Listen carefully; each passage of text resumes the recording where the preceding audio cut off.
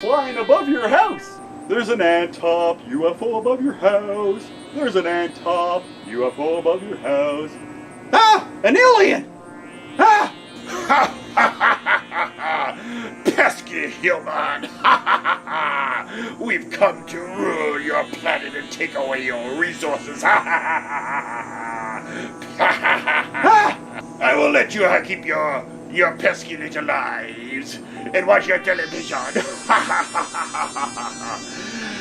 As long as you bow and you kneel before the UFO operator guy. And first, you have to do the truffle shuffle. Come on! Do it! Come on! Do it! Okay.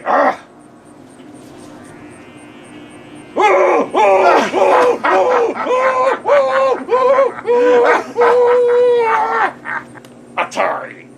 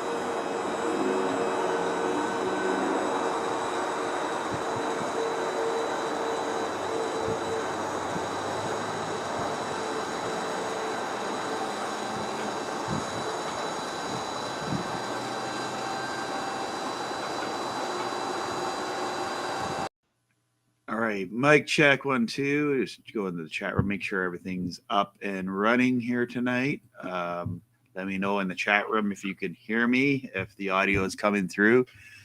It's been a while since I streamed live.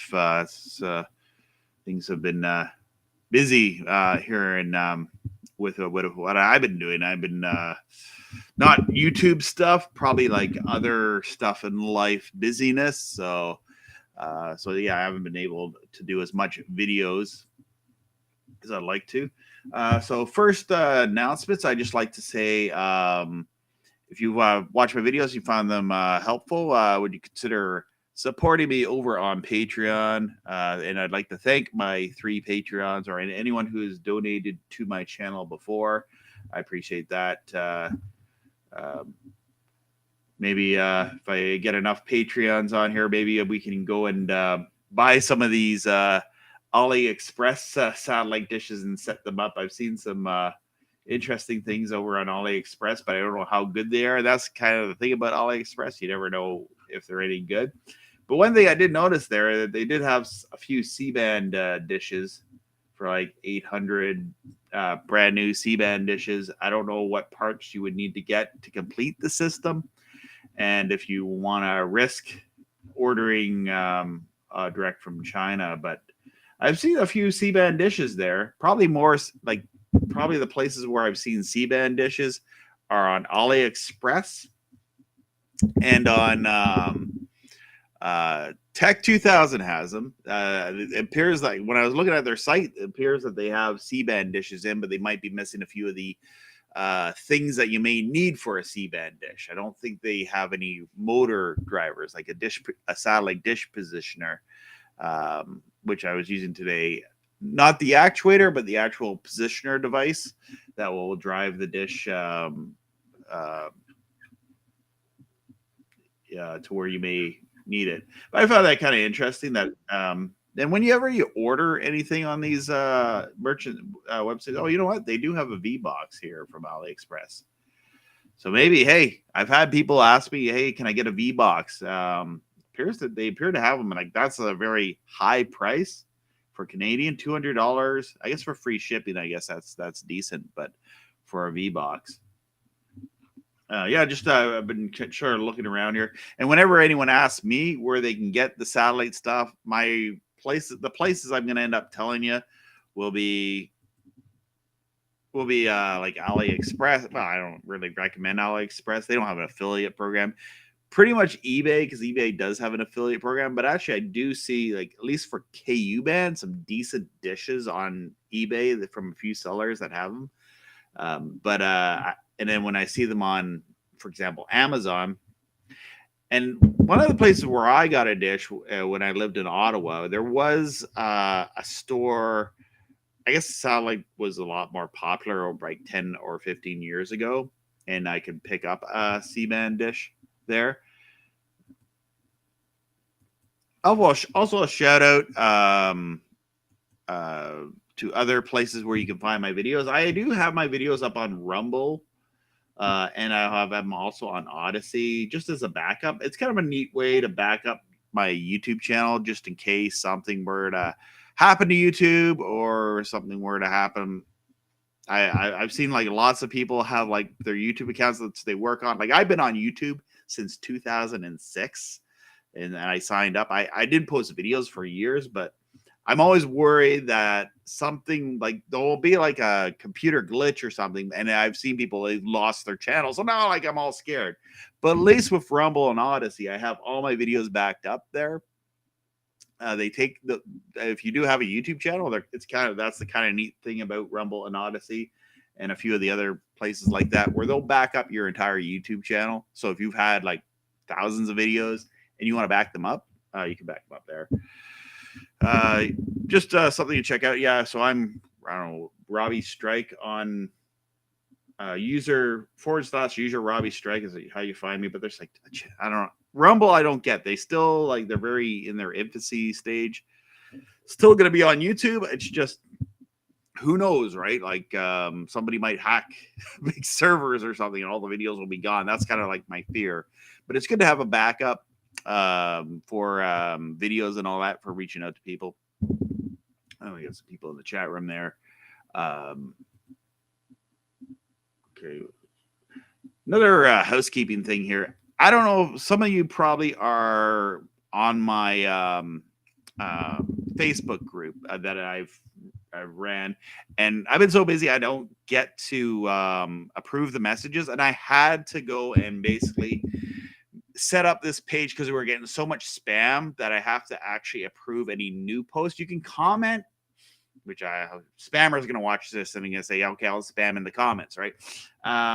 But I get like a lot of these, like these, here, I want to sell this thing to you. So here's my WhatsApp number, and a lot of IPTV stuff that's junk. And it's probably not a legit IPTV service. I don't have any of that here, but I'm just having to decline these product videos, not videos, but just people reaching out for product stuff. Decline that there. Yeah, just and that's kind of been the sad thing about the internet, the way things have been, that it has. I used to be very free, like freedom, just post whatever you want.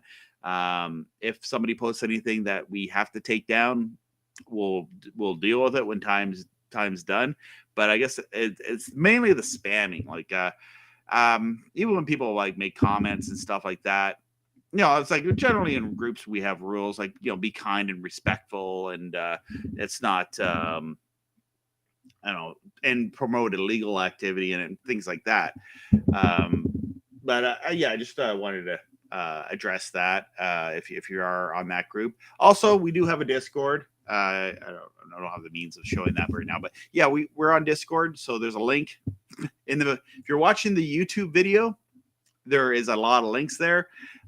There's links on where to find satellite dishes on eBay. There are affiliate links. So if you want to look for if you're just getting into the free satellite TV, is this the right? Yeah, it's got to be. Yeah, it was working. Yeah, when I put all these things together, and I got 28 viewers, so that's right. Yeah, if I lost my train of thought. So yeah, there's a lot of links there. If you're new to free satellite TV and you're looking to set up a dish, that's probably where you're gonna find one. Now, people are gonna say in the comments, of course, you can find one cheaper. But these days, to find stuff secondhand and on, like, say, Facebook Marketplace, everybody's selling stuff. They're watching too much Storage Wars, and they're pricing stuff like Storage Wars. Basically, they're seeing used stinky stuff from a storage locker is worth brand new, and then like they price it have it priced at brand new, and that's just, I don't know, whatever happened. Like, take like 3/4 off of a used smelly item or whatever. I don't know, a rusty item. If you're like, usually if you're selling a secondhand satellite dish, and a good one like a KU band, not some Direct TV or Dish Network, and then you try to get that and you spend like hours in the sun, you get burnt, and you figure out, I'm not getting anything with this thing because you have the wrong kind of LMB. I've done that. I've used the Bell Express View dish, and I was trying to get Galaxy 19 on my early days, wasted hours on my roof. Then I realized I need a linear KU LMB. So a tough lesson. That's why I hate those dishes, and I always hate when people get into free satellite TV and then they got like some smaller dish that's not going to do the job. So what else do we have here?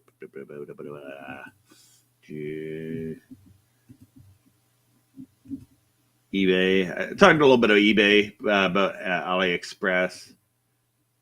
I guess I don't need that thing there. Just checking through my notes here. Oh yeah. So this week, just wanted other announcements. All right. I just want to say this. There's some links for this in the video, but I just want to address this as part of the stream. This week I did a review for this product here, the Reticus. What number is this thing? The TR629 shortwave radio. And I also kind of mentioned this one. This is my workhorse radio. This Reticus V11. This one's decent. Like, this one is mainly my MP3 player because it has like the little TF card reader. Has like thousands of songs on it, and does pick up shortwave. But we're actually just sort of, because my house is like, it doesn't really work very good for shortwave inside here. I've been mainly using this for like the MP3 playback because it has a bigger speaker. This thing here, I take it with me. What I love about it is it has the line in, so I can record, which is great because like I can record like satellite radio with an really old satellite receiver, record it onto this thing, and listen to it on the go. I'm actually not listening to shortwave, but I'm actually getting the satellite feeds from the radio, recording it, and then listening to it when I'm driving, and I have time to listen to it. And the speaker is actually really loud, so like when I'm driving, I can hear talk radio on this thing. So it's kind of neat. So Reticus has sent me this for that last video I did to do a review on it. So check out some of their products at their Reticus store. All right. And one more thing on let me just stop my screen share right now. And then I'll go switch it over to.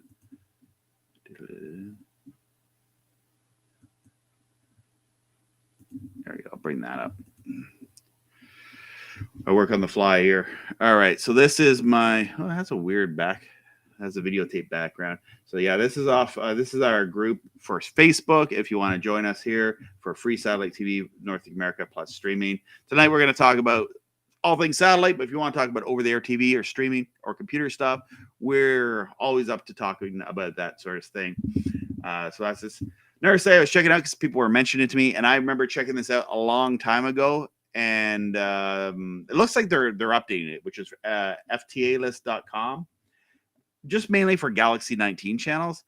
What I found with a channel list and then by satellite. And it's one thing that some of the other sites may not have. Although, yeah, I guess it's a little bit out of date. It was updated in November, but it does have, like, for example, RT. I guess it's very high resolution. You probably don't see that on that end. It's like channels like RT that are gone, but I think I can still scan in RT and I get like a black screen. but all the channels that are on Galaxy 19, which has a lot of TV. And this is you know what? I think this is all the TV channels, but not the radio channels. So that's like another thing where you want to go to links at for that sort of thing. I'll bring that up.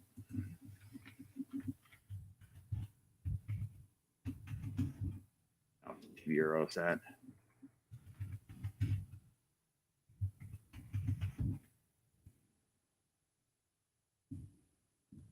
And I'll just bring this up here. Okay, so yeah, TV Eurosat is usually a good spot. The only thing is, what everyone's in the satellite community is known is that they're in like the I don't know if they're in Indonesia or somewhere on the other side of the globe, and so they sort of just take reports that are emailed into them. From what I understand, maybe I'm wrong on that. I'm not sure. So usually they have Galaxy 19 pretty well updated.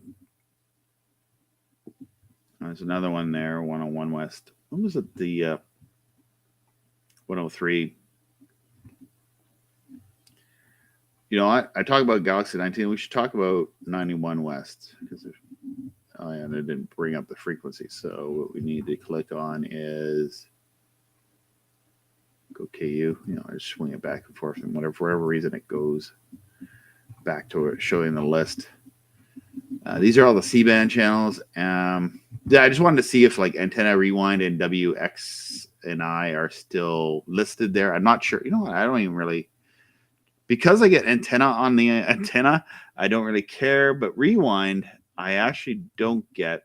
But also for one channel being on one satellite, and this is kind of like this is kind of the satellite hobby, right? Okay, there's 3 channels here. There's Antenna TV, Rewind TV, and WXIN TV. What I think there must be. What are they? Fox? Yeah, they're Fox. So like a Fox affiliate channel. So you only get that on the satellite. But I mean, if you have multiple satellites, it's great. But yeah, so it's kind of the hobby though. But if say for example you love reruns, and Rewind TV and Antenna TV are like your killer app channels, or the channels that you really want to watch, it's great to have. So Linksat will like list that. Another thing with TVROSat.com, they usually have like up-to-date North American lists. There's a bunch of channels here, but they are all encrypted. So except for Jewelry TV, DigiCypher 2. And is this all actually yesterday? And maybe they want to stay away from saying new channels today because one thing in the free to air community has been that people, April 1st, April Fool's Day, they like to say all the movie channels are in the clear today. Go to 91 West, and then they're not there. Oh, yeah, I got some comments. Oh yeah. Ball Rat asks, what Linux distro are you using? I'm currently using Kubuntu, the KDE Ubuntu distro. I'm very happy with it actually. I've been a Linux Mint user, and I have Linux Mint on my laptop. I just wanted to I switched to Debian for a little while. And then but I was having some issues with doing this in Debian. So I wanted to go back to an Ubuntu base because Ubuntu base is going to be a little user friendly for setting up video and all that kind of thing. So that's kind of why I'm doing that. So we have some people in the chat room here. Let's bring it up here. We got Paul. How's it going, Paul? Over in the YouTube, we got Ryan over in the YouTube. We have North Coaster Hobby over in the YouTube. We have Kevin Duncan over off of the YouTube. And okay. And I got a question here. Here's a good one to answer. Will C-band subscription ever come back? I find that's very doubtful. I think C-band has really been established as like basically a broadcast, a way of distributing broadcasting content. I don't see I just don't see that happening. Now there is an outfit, Reiner Satellite, where you have to buy a satellite receiver for thousands of dollars, and they offer that. I don't recommend going through that way. With the amount of money you would pay with Reiner Satellite, I don't know. You just get like a regular subscription service, and the equipment would be a lot cheaper. So, and still you're dishing out money, and I don't know. Yeah, I don't even know if they're still around. And then they offer the thing about a lot of, that I didn't like. A lot of people don't like about that is they offer a bunch of free to air channels as their package, which they're already free. I don't know. I contacted them before. I asked them, the Reiner Satellite, would you like me to review one of your receivers? Why do I get slapped in the face for being Canadian all the time? Always for being Canadian. No, we're not going to send it to Canada. Oh yeah. Why do I get so slapped in the face for? I won't even get into that.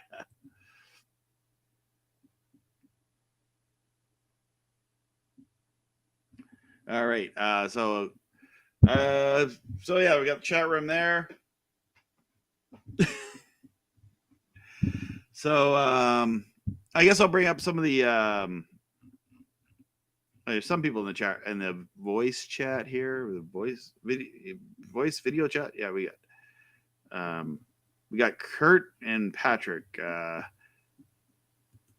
We have Kurt from work. And I'm getting feedback here. We're not supposed to get feedback on this.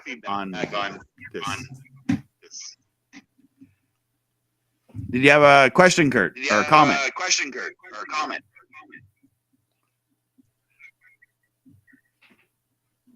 Can you hear me? Yep. Can you hear me? Oh, you can. Great. Yes, I hear you, Kurt. Yeah. You're watching Storage Wars. Storage Wars. It's the show. I don't think anyone wants to admit that they actually watch that show. But I'm not watching it all the time. I've seen it from time to time. I kind of stop and it's like watching a train wreck, right? You can't look away. They do have some pretty ridiculous prices. They make a lot of lofty assumptions. Yeah. And that was that History Channel or A&E for a while? It's all like all that stuff is like on over the air broadcast channels now. Yeah, I see it. I don't know if it's on Defy. It might be on Defy TV. On Vibe TV? Oh, okay. Defy? Defy. Oh, Defy TV. Yes. Yeah, Defy. Yeah. And you're calling from, where are you calling from? In Central New York. Central New York, yeah. You're a frequent caller here. I'm echoing. Am I echoing now? No, you're fine. Paul was saying that I'm echoing, but I'm wearing headphones now to kind of eliminate that. I am hearing my voice echoing back over on Kurt's end now.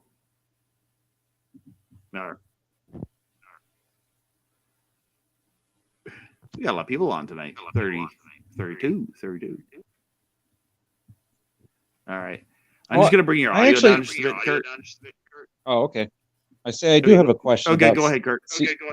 Yeah, about CBand. I noticed in the last month or so, I tried to get my, I've got a 6-foot mesh CBand dish going, and my, what do you call it, signal meter, along with my, the FreeSat V8, and it's giving me an odd noise. So, I mean, I can use it fine on KU, but when I went to CBand, it's been kind of, it hasn't been working that well lately. It's hard to describe. It makes the buzzing, it's always made a buzzing noise, and I was able to use it on more. It's kind of like static on it, which is, it's really, the population isn't that high around here. I don't think it's a 5G signal, but it's just kind of weird. Could be like all sorts of things that could cause interference too. Yeah. I'll just try another place in the yard or something. Yeah, sorry, I just had to mute the feedback there for a second. I do know that my video, at least from here, it looks like I'm live. I was trying to do like green screen background effects just to clean, you know, so I'd hide my mess. But it was like making my video like really about 5 seconds at a sync. So I stopped doing that. Yeah, I don't know. It's with the interference. Do you have like an LMB that helps eliminate interference, or maybe your coax? There's always these things. These like, what is your coax cable, or and then sometimes it only happen on certain frequencies. You're back up. I just had to mute you first to eliminate the feedback.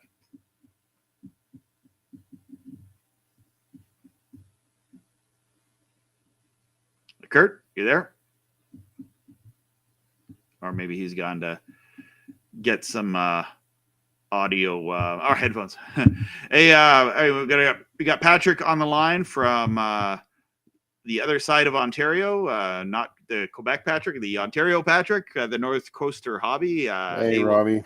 Welcome in tonight. How's it going? It's going. It's been busy here. I took a little bit of time this weekend. I was out. I had to do a little bit of KU band work this week. Because one of what I found is I use a tripod. I've been using a tripod for years. Yeah. At the side of my house, you might have seen it in some of my videos where it's next to my TV antenna. The rust and snow falls on it too. It's a bad spot to put a satellite dish, but it's like the only spot I really have to put that dish. But it's been like an ongoing experiment for me. So what I've been doing is I've left my satellite there. I used to have it motorized, but then the motor died on me. Mm-hmm. So what I ended up doing was basically one of the legs, there was like a bolt that goes through it. It rusted out, and basically the satellite dish was sitting like this, you know. Oh, rocking back and forth. Yeah. The wind would move it very easily. And and always for years, that's not the best way to install a satellite dish, but I was always experimenting. Okay, what can I do with this? And luckily, I do have one of these meters. Actually, not this one, but the Sathero. Sathero is actually better than this one. Oh yeah, Sathero's way better. Yeah, but this is good for just playing around with. Yep. So I would always just have to go out every fall, every spring, go out and adjust my dish because it would be windy. It would move on the ground, and also the ground kind of shifts. Yeah, it expands. Yeah. So when you do that, you have it on wood too. Wood's a bet. I actually do have it. I did mount it. I got my KU band dish onto the fence, but it's very secure to the house, or it's very secure in the concrete post. So I'm thinking I'm probably not going to have as much troubles with it, but it's just one dish that I have for Galaxy 19, mainly for radio too, like to listen to the radio stations on Galaxy 19. And the good thing is Galaxy 19 is like it's hard to miss that satellite, eh? So even if it moves a bit, you could always just bring it back. There's some guy in the chat room, by the way, that's trying to sell something. He's over in Twitch, so nobody watches us on Twitch anyway. I didn't know if he was in the YouTube chat room or where he was there. Oh yeah, no, he's just over on Twitch. Nobody. Yeah, I'm on Twitch, but I don't know. I have like 4 followers on Twitch, so like okay, so much for Twitch, right? But then there's other YouTube people. They have thousands. They might have more people on Twitch than they actually have on YouTube. Yeah. I'm not on TikTok. I hate TikTok. I hate like how we're watching right now, this portrait style video or whatever. Oh yeah. Yeah, the wrong way to make a video, eh? Yeah, exactly. We're lined up in the videotape here. Yeah. There we go.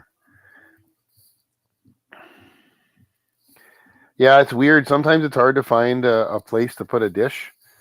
You know, like I've got all mine screwed down onto my deck, and I mean it's been okay. I guess once in a while I might have to, just realign them a bit. But yeah, that's probably what I should do with my motor. But I don't really want to leave my motor on the deck like that. Oh yeah. This guy has a question. Nikki Fruit Loops 370 says, "My Q, what could I be doing wrong if I have a new LMB, have azimuth elevation, and skew set. Get a signal on the meter. Have zero luck locking the satellite. I just want Galaxy 19 KU. Could be the LNB. And LNB or your cable, like just the crypt. I don't have an RG6 cable around here, but sometimes, like when you put it in, like when you put the cable in, try a different cable. That was one thing. Like you can do everything right, and then you're not locking Galaxy 19. Try a different cable, maybe. And sometimes with the cable, it's just the crypt end. And that's where you get a lot of problems. Yeah, you could have a little short out or something there. A short out right where the RG6 cable. I don't have RG6. The closest thing I have is this. But say like when you take these things in, and you bend them, and sometimes when you put them into place, they'll bend. And there's the outside layer of the aluminum coax, which you also need to power the LMB. That might be making a short on you. And I've had that happen to me many times before. And then I changed out the cable. Yeah. So try the cable. If it isn't, it could be the LMB, but not likely. I don't think it's likely the LMB. Yeah. You got to make sure your LMB set right too, though. It's got to be set in the meter. And if you're using what these guys here, who are these guys? GT Media. If you're using GT Media, you have to move very, very slowly to see if the signal comes up. Where there's like a lag on it, which I don't like. Where with the Sathero or an Amiko receiver, you're gonna get like a kind of a lock in when you're trying to find the signal. Something else is what sometimes when you're setting up a dish, people just rely on that little the little scale on the dish for their elevation and stuff. Oh, but you can't just set that on there and kind of forget it. You're going to have to move it around. Sometimes you might have to move the dish up or down just a little bit, or even if you're off like a little fraction of an inch, moving it east to west or up and down, it could make a big difference too.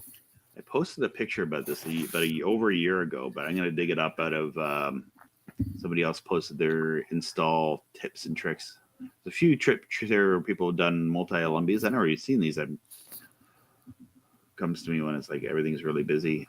All right, well, I'll just bring up this. This is from our group over on the satellite chat. So yeah, and another thing that's really annoying is when you change your elevation, as you can see here, you'll rip the heck out of your skew there. Yeah. It gets the paint goes away and paint goes away. It's worn. It gets worn out. Yeah. So you want to kind of be gentle with that. And a lot of people, I have a satellite dish that's ripped out because I've moved the dish so many times, and it looks like that. But that's not actually the picture I was looking for. But that's what you're talking about. You want to make sure that's. And another thing too is when you adjust your LMB, you have to sometimes what will happen is your dish will sink or be like off skew just by a bit when you're doing that, because you have to tighten on both ends. That's the thing is. Sorry, go ahead. Go ahead. So this is the one I recommend for setting up a motor. This is such a brilliant trick where you zip tie a pipe onto the back, and then that will hold your elevation when you're. So this is for someone's doing a motor. This is brilliant. Just get a turnbuckle, and then you can just use that to switch your elevation as you're setting up your motor. Because sometimes that it's hard to gauge that, and it's hard to tell if this thing is actually accurate. That's probably the thing, is that a lot of people read out of the book, and then the dish is manufactured and it's off and it's wrong. Yeah. So that's why I don't rely on that. I rely on the meters. And people are like, well, I used to read it out of a book. Great. Yeah. That was in the analog days. Now it's like digital. You have to be spot on. In that case, even like the weight of the dish, that's what I mean. If you set your elevation on that scale on the dish and you put it on your post, the weight of the dish is gonna pull the dish down a bit, So you might have to lift it up a bit and not necessarily rely on that scale. So even when you hook it up to the meter, it'll if you move the dish around, it's gonna show on the meter that you're. Yeah. Another things it could be too is if your dish is bent, like it's metal and it's been really bent, it can be off by a bit. Like it'll be off. But actually, sometimes you can still bang them out and get them working. Sometimes people don't realize though, even like a small, tiny millimeter And you're right off the satellite, eh? Yeah, that's the difference. Like, well, 1 millimeter, you can get, like, for example, we'll use 99 West KU band for. You can get the information war news channel, but you can't get the PBS channels. No. So what that could be is just a hair. The dish is off just a hair, because you really got to be locked right in to be able to get the PBS channels. Yeah, I can't even pick those up. I tried with a 33-inch dish, and I can't get them. Yeah, I'm able to pick it up with but I'm using the 4-footer. And Yeah, the yeah. 4-footer is pretty much my 99 West satellite. Oh yeah. And well, another thing I was going to tell you about is where my problems were with KU band was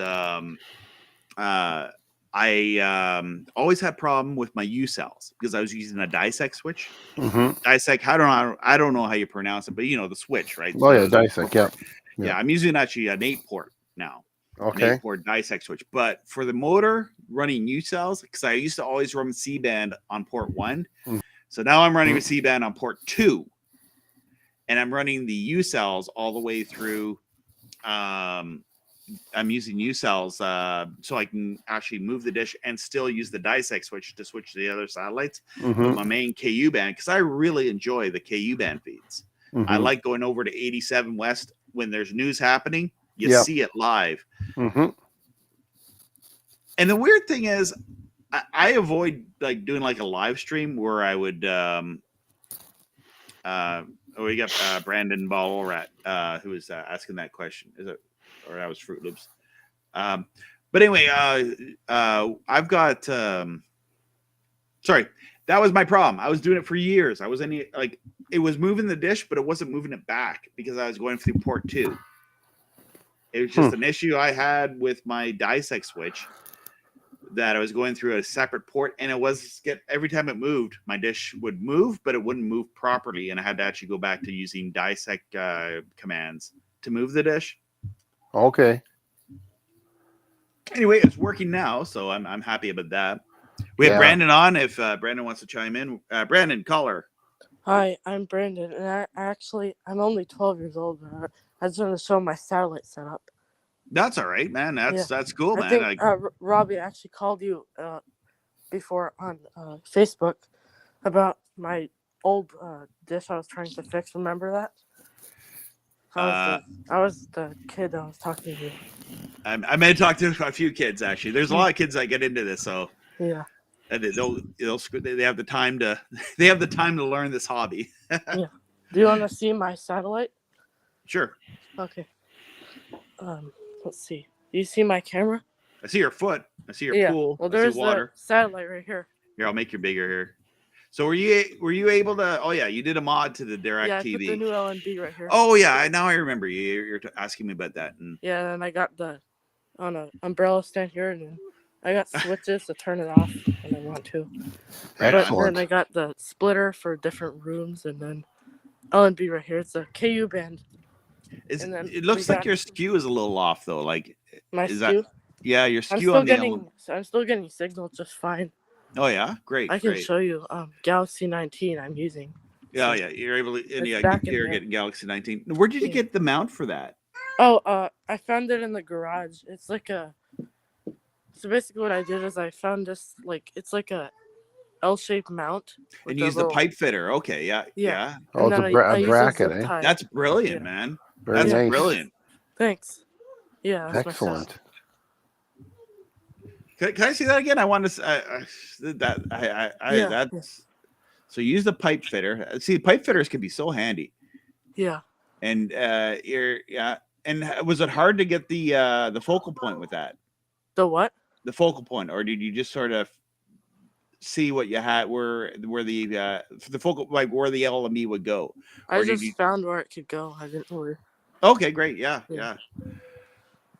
Everything here is basically my eyeball measurement. Yeah, because I get a lot of questions about that because I'm not in the United States. I'm in the land of Canada, where we don't have we do have like Direct TV slimlines, but I never know how to answer that because the one thing is you have to change the LMB. Yeah.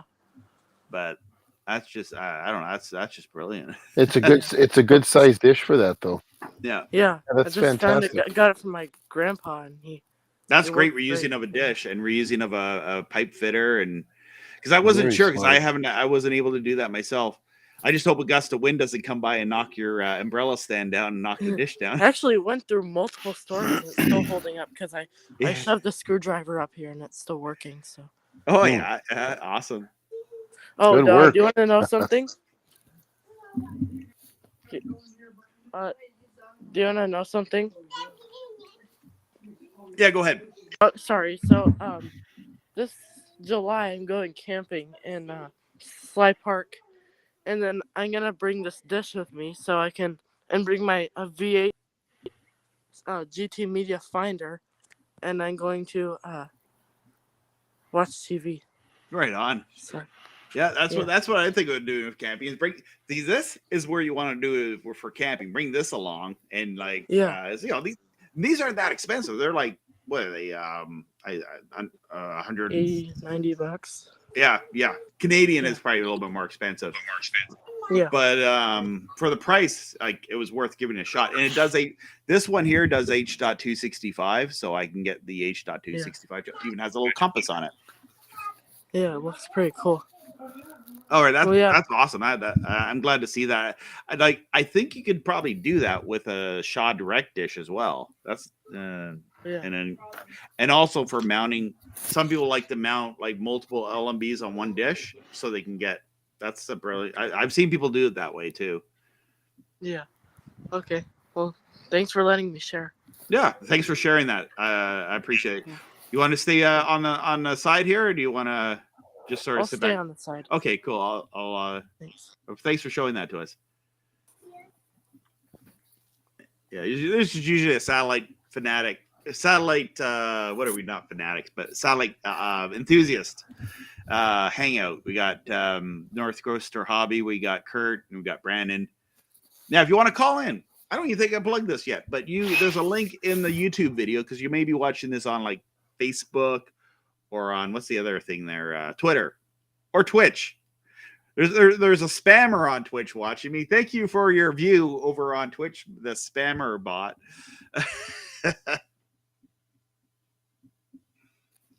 So we have more comments here. I'm just sorry, I'm a slow reader.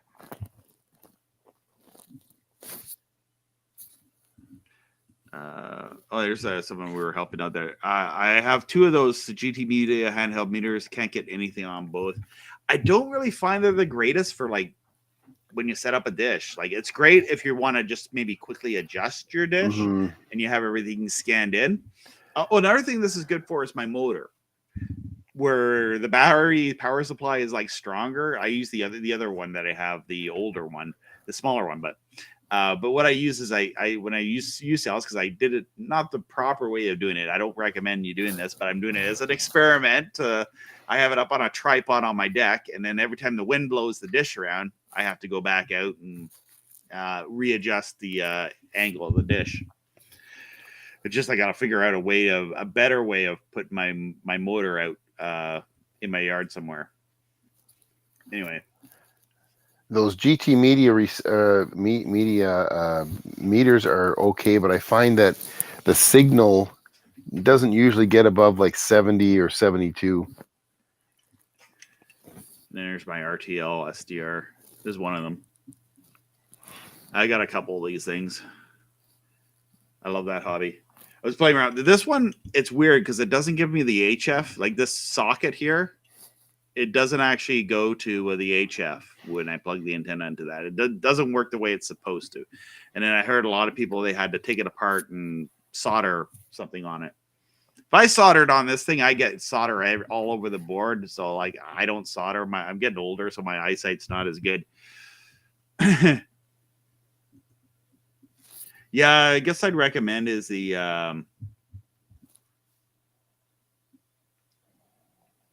oh yeah, here's a question here from Mike.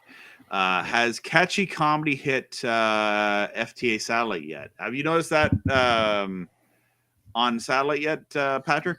You know what? I see. It probably is. I haven't been able to swing my C-band dish over to 101, but Yeah. it's directly replacing decades. So it's That probably it's I'm very sad about for that. now. Yeah, it's basically decades has been reformatted to catchy comedy. So it's probably up there right now with all the other Weigel digi. Now I know I admit like Decades was not the most catchy name, but I don't even think Catchy Comedy is the most catchiest name either. Um, but what I liked about Decades, and a lot of people, it was their trademark show was Through the Decades, which was like they aired it twice daily.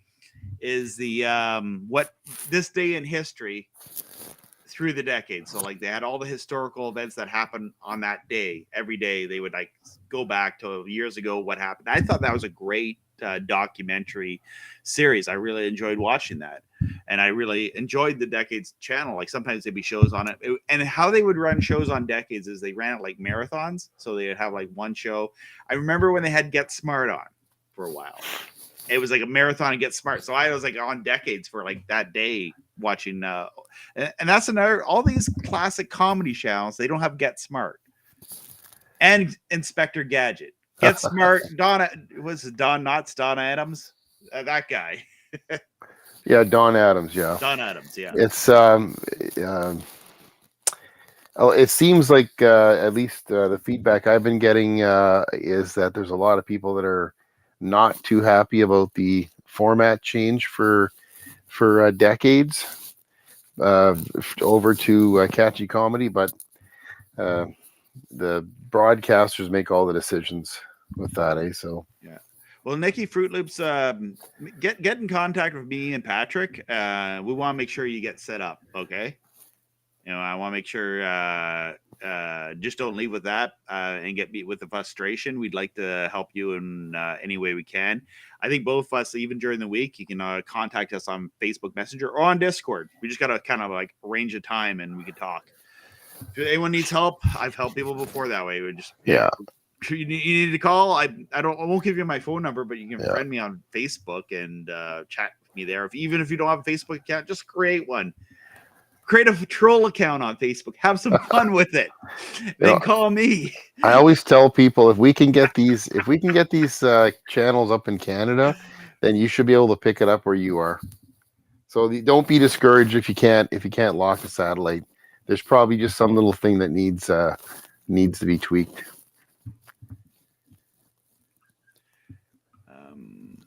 Here's a good question from Mike or comment. I wish Nexstar would put News Nation on FTA.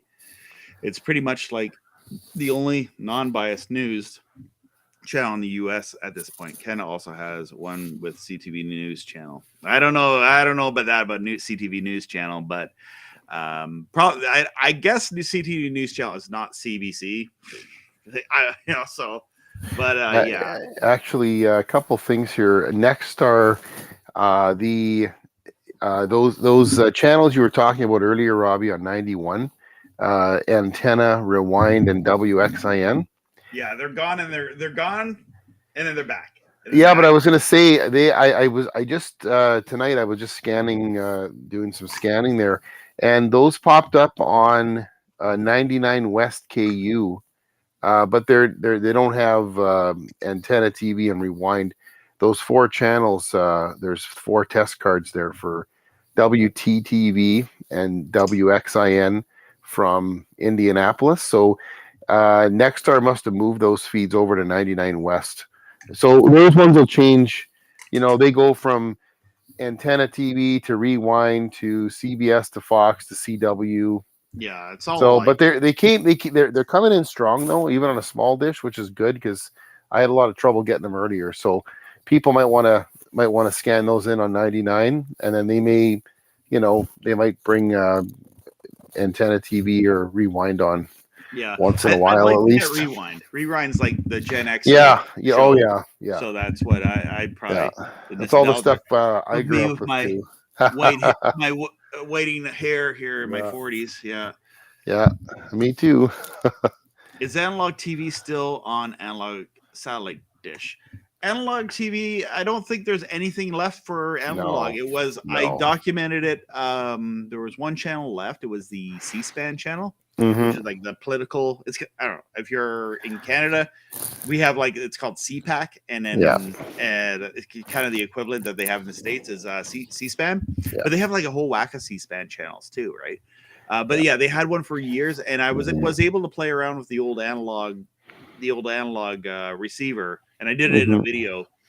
But the receiver, it was botched. Like I wasn't able to pull in the signal very well, but I was able to view, and I kind of liked. It was kind of neat though when I got it tuned in because like I never watched C-SPAN, and I'm sad that it's actually not in the clear because I like news and politics, right? It's And the they had a show. nostalgia. Yeah, they have a show called the Washington Journal. Yeah. And it's like a call-in show, and it's like, so I thought that was a pretty cool show. Like I like that sort of format. That's why I like the radio channels over on Galaxy 19 because there's a lot of call-in radio work. Like people can call in, and you can get all sorts of viewpoints and people's views on the news and all that. C-SPAN actually does have a free app, and they don't offer their channels live, but unless you sign in with your cable subscription, but they do have a lot of free stuff on there. They'll replay shows from like a couple days ago, and there is some live stuff. Well, there we go. Our friend Kevin, who has our CBand friend in Kentucky, there he has he says Catchy is on CBand. So they just so Kevin, did they just simply change the transponder? Like basically, it was decades now. It's because April 1st it tends to be the day for that. A lot of channels launch April 1st, and or the end. I guess sometimes channels go away April 1st. You never hear why. Because I think it's when the quarter changes over. It's spring quarter changes over, and the bills. If you haven't paid the bills, you're off the air. I think the programming just basically changed over. Kind of like from whatever Sunday to Monday. They just kind of flash cut the new format or whatever. But in some cities, I think it was they may have changed it a couple days ahead of time. Depends. All right. Ryan Zayla says, explain why the scalar ring does and the difference between C-band 1 and the Ku-band 1. Yeah, that's something I don't quite understand. All I know is as long as I got the position right and the skew, I don't know, but I guess it's the scalar ring helps with the signal, how it reflects off the dish. I'm not the best person to answer that. I can Google it for you though. How about that? I got a Google machine right here, and I can do a Google for you. I'll get what the technical terminology. Well, like a Ku-band dish doesn't even have a scalar ring, eh? So some of the older ones did. They had like a scalar. I'll do a quant search.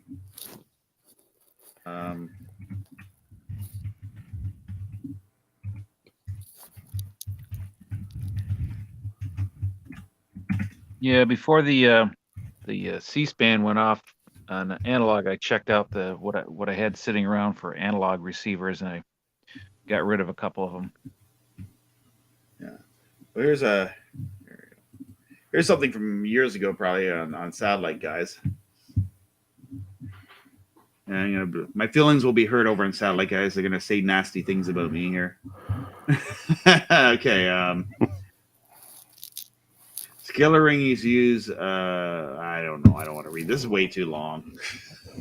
I think it kind of helps to concentrate the signal. Yeah, that's pretty much it. That's the thing. It's like some people get way over technical than what it really needs to be. Well, I need to know how to drive the car. I don't need to know how to build the car. A C-band dish is so much larger, so there's a lot more signal that's going to be collected, right? It's a longer wavelength.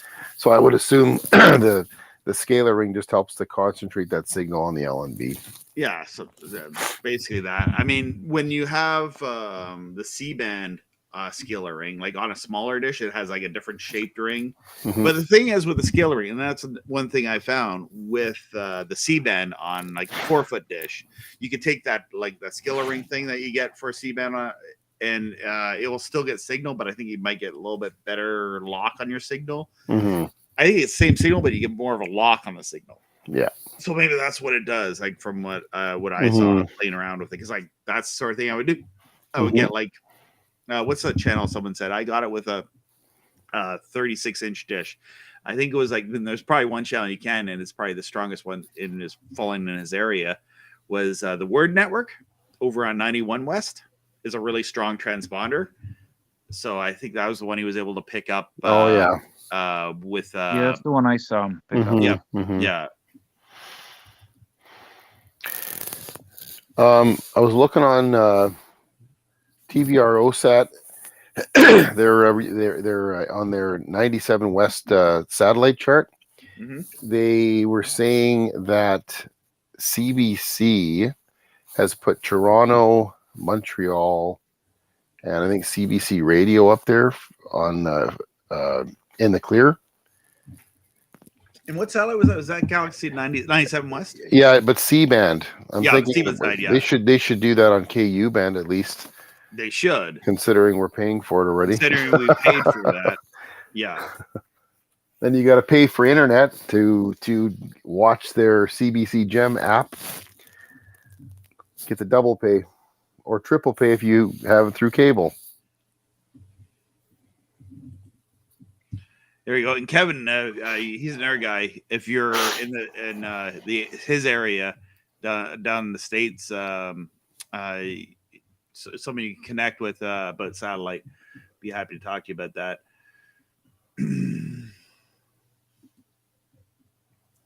CJP Wolf asks, do you know this show called Theo? No, I don't know that one. I don't watch TV. The weird thing is I'm like, I'm into this stuff. I'm into this hobby. I watch news. There's like 2 episodes of The Mandalorian that I'd like to watch. We have Disney Plus this month. We don't have Disney Plus all the time, but I like to go watch The Mandalorian. But yeah, I don't really watch a whole lot of TV. Other than news, right? Like I'm watching news a lot, and I don't actually watch like a lot of. Like I'd like to sit. If I had the free time, I'd sit back and I'd watch Jeopardy and Wheel of Fortune. That's what I used to watch a lot, but I don't really even watch that anymore. I watch kids shows. I watch Blippi, and I watch Daniel Tiger and Mr. Rogers' Neighborhood and stuff like that. Yeah, I think I saw. Didn't you have a posting about Mr. Rogers' Neighborhood? Oh, I always post about Fred Rogers. Fred Rogers is a hero of mine. Always like inspirational quotes from Fred Rogers, and I'm a big admirer of Fred Rogers. I hadn't seen the Tom Hanks movie, but I saw the documentary about Fred Rogers. I didn't really want to see the Tom Hanks movie, to be honest with you. Maybe I'll see it sometime if I have the time, but.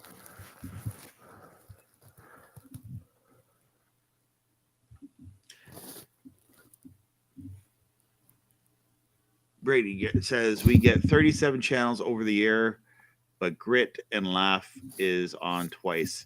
That's one thing. I did a scan with my over-the-air receiver just to see, because it was April 1st, new quarter. The only thing that changed is now we get the not Cornerstone, one of the religious channels. The not Baker, the other guy. Swagger, Hugh, Jerry Lee Lewis's cousin, Jimmy Swaggart. Yeah, Jimmy Swagger. Yeah, we got his channel on, and I never really watched that channel. That's on 103 West too. It's at SBN Sun Life Broadcasting. SBN's on Galaxy 19. It's like on a few satellites. It's all over. It's probably one of that and the Victory channel. Yeah. And what else is like for religious channels? There's a lot. Like there are in different areas. Oh yeah. They're escaping my mind. There's a few that are on. Yeah. Victory channels. Kenneth Copeland. And they actually have their own news service and stuff like that now too. So they're kind of building on their channel, and they show. Well, the thing is, they show movies, but like. And they'll show like Christian movies, but who else does that? Positive TV. I put it over on Positive TV because sometimes I'll have a movie. If I had time to watch movies, I'd probably watch a movie on Positive TV. And Trinity Broadcasting, that's another one. Yeah. That's the challenge. You used to have movies like you'd watch them at night. They used to have movies on a lot at night. Hello from Tacloban City, Philippines. Hey, Angelo. Yeah, it's there's well, the thing is, I like some of those movies. Like there were some good movies made like about David, like biblical movies, you know, like or movies about Jesus that I thought were pretty, and they're well done too. And they would have them on TBN at times. Hey, Don says I use a HughesNet dish for KU. You might have to change the LMB out. That's the thing is, yeah, of the horizontal vertical. I've got one. I've done that. Yeah. What I found though, I did have a HughesNet dish, and or like here in Canada, it's what is it in Canada? Same service, same satellite. It's ExploreNet. But the pole, like to mount it on a pole, was like I couldn't find a huge pole for it, you know. And that's sometimes you got to find is a large pole to like put your dish on. And yeah, it's a 2-inch mount, that one. Yeah, so you have to go like to a scrap metal yard. That's probably one of the best place to get. So, like if you can get them, get someone in a scrap metal yard, maybe call them in advance, say, "Hey, I need this kind of pipe. If you find one in the pile, can you set one aside for me?" But even then, I don't know if they want to do that just for one pipe, right? If you know someone in there, they'll probably help you out and get you set up. It all depends. I guess be polite and pay the money or whatever. I guess because sometimes that's.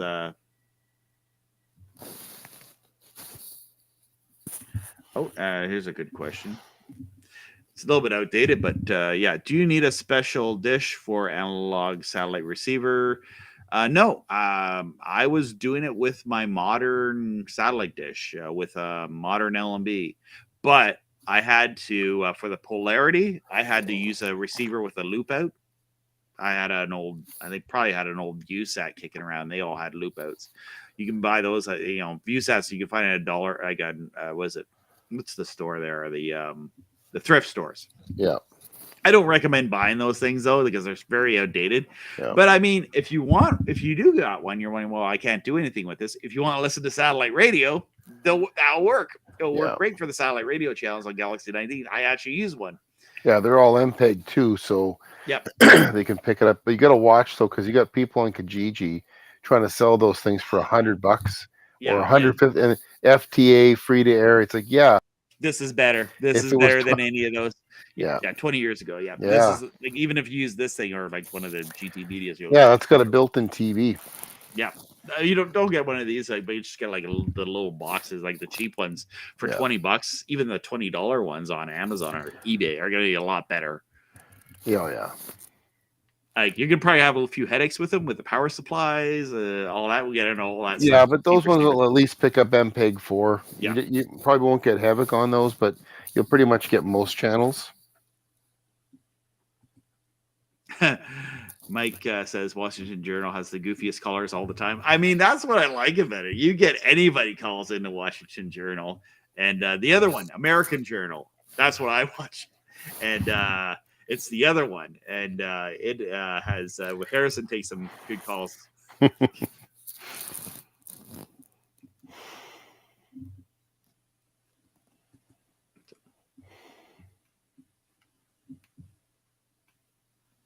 Okay, yeah. Is that a new channel? Catchy? That's that Catchy Comedy. Catchy Comedy. Yeah, I think they may have also changed the transponder on that one again recently. Oh, they may have. They do that a lot. They switched it up a few times, I think. Yeah. Well, what happened with they're all on there though. Yeah, they lowered the power, and I couldn't get Me TV for a while. Yeah. But now with a change, it comes in great. Mm-hmm. On my 8-footer. I got an 8-foot dish, not a 10-foot.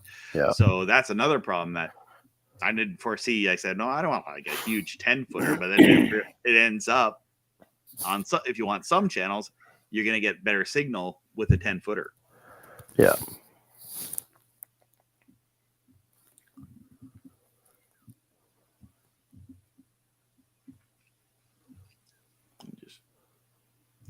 There's a comment here, but Decade Signal is off the last episode of Weekend Binge, which is the mod squad that ended there. Was a Decade's ID, and then the Catchy Comedy launched with Full House. Oh yeah. Oh, so they're showing Full House. Cool. I mean, we watch Full House on Netflix, and my wife has like every episode on DVD. Even like before, I guess the pilot episode had this other actor that wasn't Bob Saget, and they did the whole episode the same way, but then they reshot it with Bob Saget. But that was it. That was on the DVD. It had like basically the one episode shot with the original actor that they hired, and then they liked Bob Saget better, so they ended up using him. Who would have thought that foul mouth comedian could be like could be the, you know, like you think of him as Denny Tanner, the TV dad, right? Oh, but when we were kids though, he was so clean cut, and then it was years later that he went into comedy and, you know, started down the. He was into comedy back then, but then it'd be like you'd be shocked if you go to see the Bob Saget show. It was like the guy from America's Funniest Home Videos, the original host, and he's like, yeah. You would have never have known it.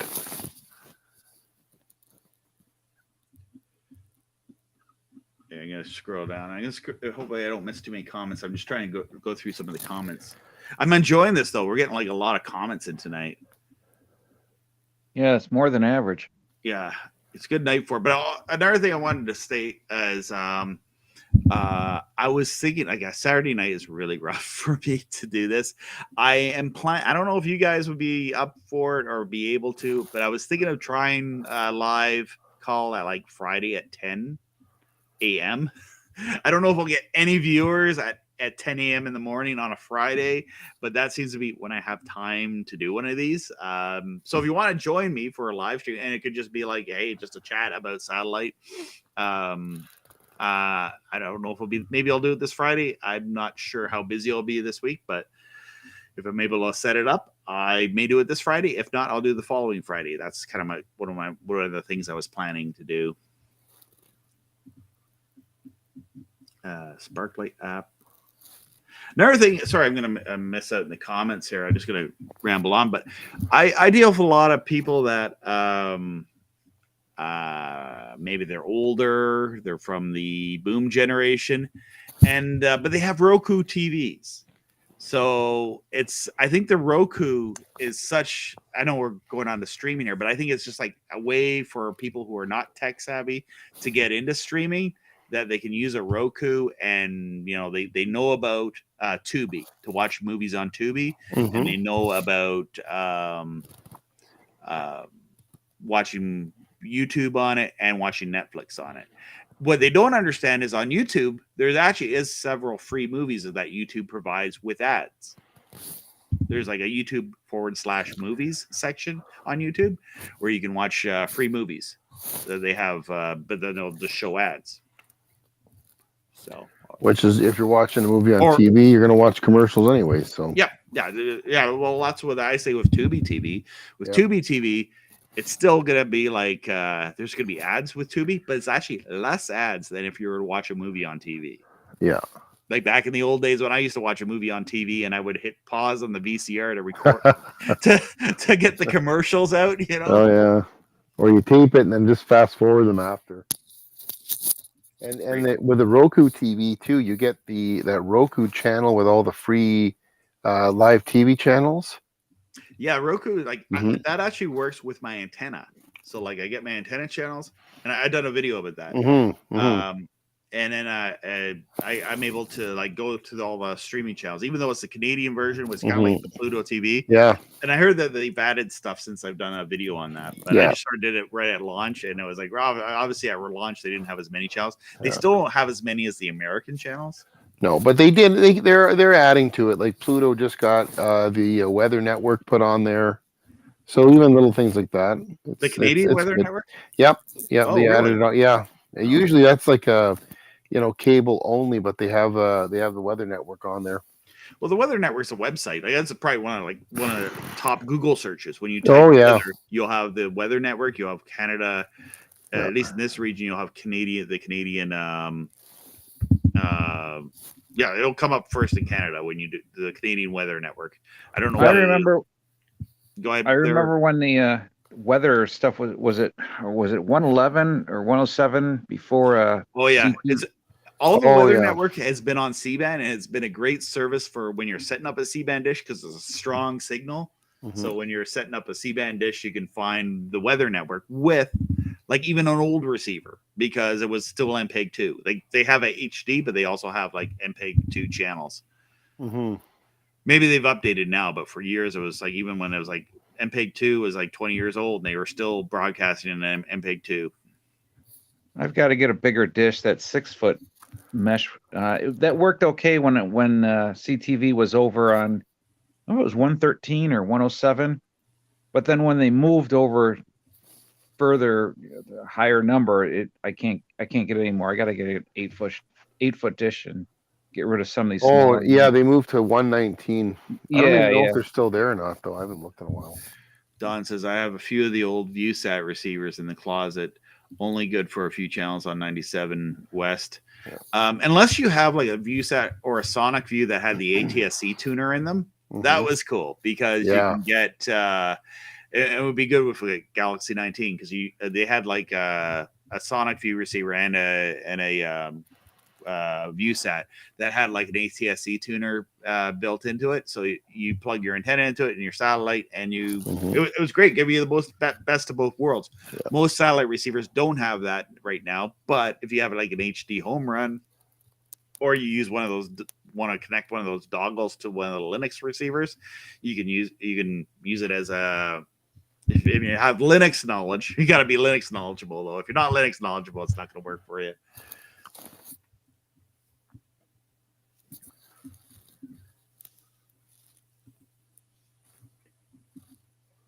David Carter says, "Hope everyone is doing well. I'm doing pretty good. I'm glad so many people have come out to chat tonight. I thought no one was going to come out tonight because I thought I haven't done a live stream in a while. YouTube is like down. I mean, it's like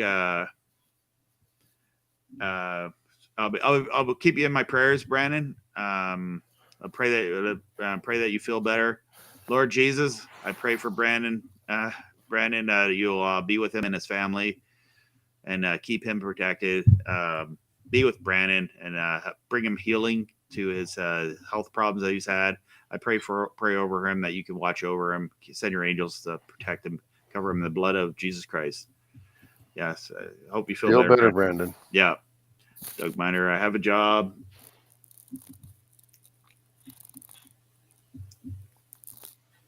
I think that's in regards to the Friday at 10 o'clock. Oh, the Friday. Yeah. Sometimes the comments are a little bit behind. 39 people peaked. Oh, yeah. We peaked over about 39 people. Yeah, that's all right. Half of them are bots. I don't care, whatever. But yeah, YouTube's been down. I mean, I don't know, maybe it's the algorithm or something. I don't know. It's not. I've heard people say that a lot of people are on TikTok now, or TikTok. But yeah, it's yeah. So I don't know. And then there's other platforms too. But I mean, there's a Twitter page for YouTube, and a lot of people are upset with YouTube because there's been technical issues. I have like a warning on my channel, and I can't get rid of it. I mean, I'd like to get rid of it just because I'm sorry I said the K word, that streaming app. And yet there's big channels that talk about the K word, Cody, but then they gave me removed a video, gave me a strike. I don't know why, for talking. And it was for legit, like for using it with an HD home run. I never get that. Oh, YouTube will be people will be using something else. It'll be like hologram technology. I'm gonna 90 years from now. Or maybe not 90. I won't be around then, but 40 years from now, I'm still gonna be talking about that.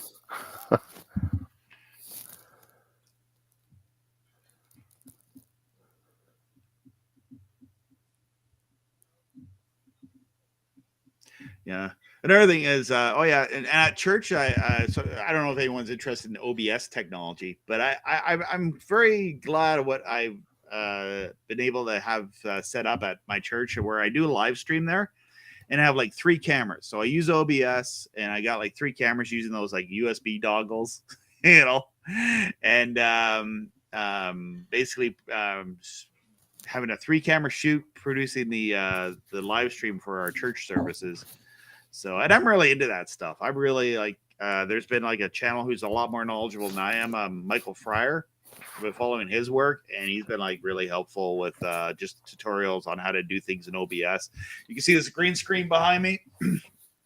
My kids and I have been having a lot of fun with that because like we get like dash cam driving videos, you know, and like my son puts like cars on it, and we watch the car like driving in our town with dash cam video. Another thing, this is awesome. I just bought this. Is my mouse pad. Commodore 64. Yeah, awesome. I needed a better mouse pad, but nice. this is my AliExpress Commodore 64 mouse pad. I just thought it was pretty cool. I always wanted to get one like the Commodore 64, like a keyboard. I always thought that would be great to have on my desk, like just to have like a keyboard that's but like a modern keyboard that like looks like the Commodore 64. I don't think I want to go back to using the Commodore 64, but the one guy that did the C64 OS, he actually lives in my town, and I've met him before, and he has like basically there's this a modern user interface, graphical user interface with the Commodore 64, and I thought that was really cool. Robbie, are you old enough to know about the you know about it, but you've used it? Well, the thing is, like, I'm in my mid-40s, so, but the thing is, I've always been not really, like, I was probably the lower class, upper poverty, not rich, so a Commodore 64 is probably a computer I would have had in the very early 90s. Because I didn't have a 386. I didn't have money for a 386. I got some rich kids that they wanted to get rid of their Commodore 64, right? So I had a Commodore 64 in the early 90s, and I used to connect to BBSs with them because they were great for BBSs, right? Oh, it's the Wayback Machine. Yeah, and before that, our first computer, probably a few years before that, we got some other rich kids hand-me-down VIC-20. Oh. Probably in the late, you know, and that's like something people had like in the early 80s. Yeah. So yeah, so that's always been the story of my life. I have things 10 years after everyone else. All the rich kids have it, right? All the rich people have it. That's my YouTube channel. Like there's Linus Tech Ticks. Like he's this rich. Yeah, there you go. He's the rich kid. I'm the poor Canadian, you know, upper poverty, lower middle class, upper. You're the thrift store kid. Yeah, I'm the thrift store kid. Yeah. Nothing wrong with thrift stores. You find lots of cool stuff at them. Yep. My last best find at the thrift store was I went into one like a month ago, and I realized they had a bag sale going on. I found 3 pants for $5, and I'm like, oh, these are in good shape. Oh, they're my size. Oh, let me get these. You got to get the deals when you can. Yep.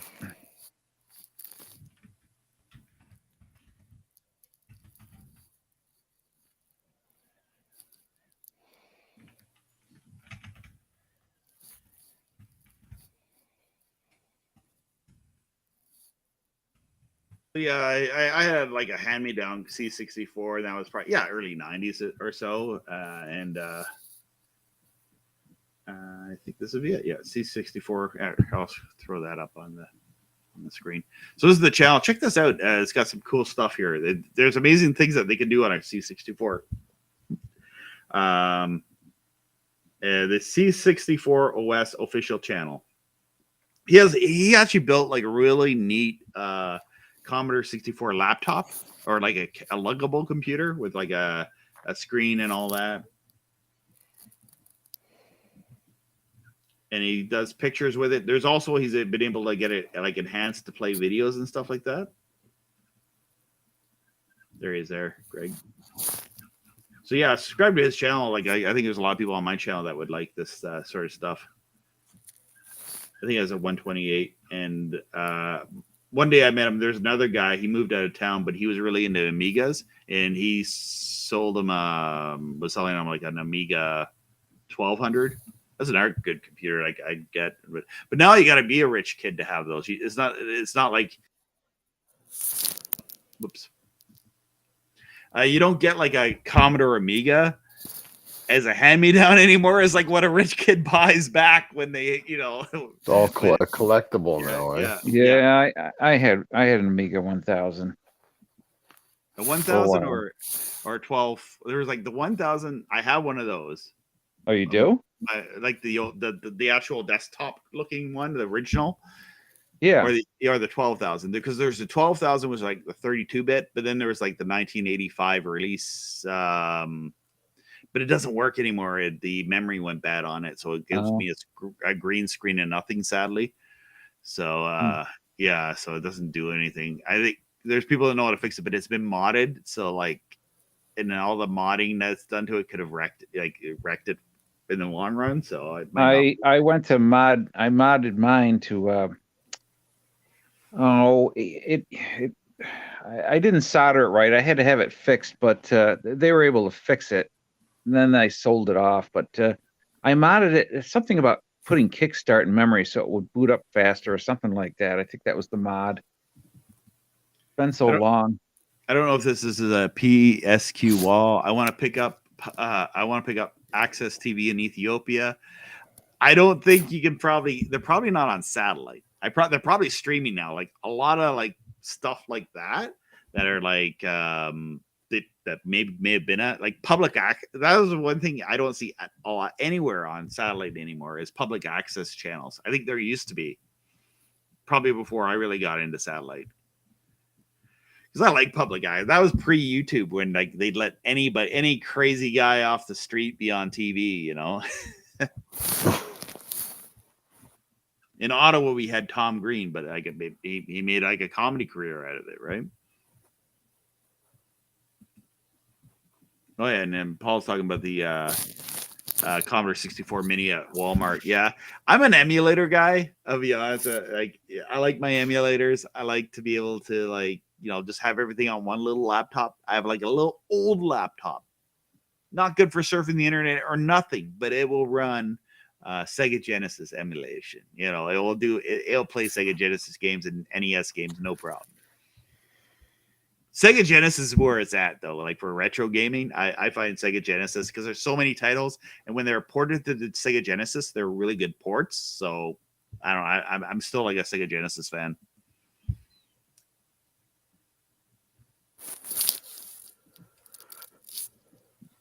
Well, guys, I guess we're getting a little tired now, or no, just listening. We talk about everything. Eh? Like we talk about satellite, we talk about old computers, old technology. Most of us here are like older people. I don't know. Like we had some young kids, like some younger people. And I don't want to call you kids because I don't refer to you as kids. You're geniuses, that can figure out how to mount an LMB at like 12 years old. So I mean, that's that's where you're starting. Where are you going from there? Like you're probably gonna be, I don't know, building supercomputers or AI or whatever. Who knows? What do we need? What we need is we need the free energy machine that obviously Nikola Tesla invented 100 years ago. But we need like something like that runs a generator. Then we won't have to have wars. We won't have to have a deep state making people hate each other. We just have an energy machine. Everyone just leaves each other alone. I pulled out the 6-foot dish today. No, yeah. I was trying to see if that, I don't know what was going on with my meter. It's been happening the last 3 or 4 times. And I got, I think pretty sure I got 55 West because I got the BBC radio channels. There were like 3 or 4 of them, and I looked it up before this chat tonight. So I got to pull it back out again. I don't know what's going on with it. Why my meter is. I mean, before I remember using it, of course I wasn't getting a lot with it, but I mean, I was able to figure out where, You think it's the cable? to say, okay. Like the cable where it's connected to the LMB? Because water, rain. No, it works fine there. And I tried a different LMB and it was the same deal? Kind of, the same kind of buzzing noise. But the meter works fine on the KU. When I put it on a KU LMB, it's fine. I use the K8. The older, the yellow one. I think you've got one too, right, Robbie? The older, finder, yeah. Oh yeah. The FreeSat finder, yeah. Yeah, FreeSat finder, yeah. So I don't know. I'll have to just kind of keep playing around with it. I'll figure it out sooner or later. No, don't go off.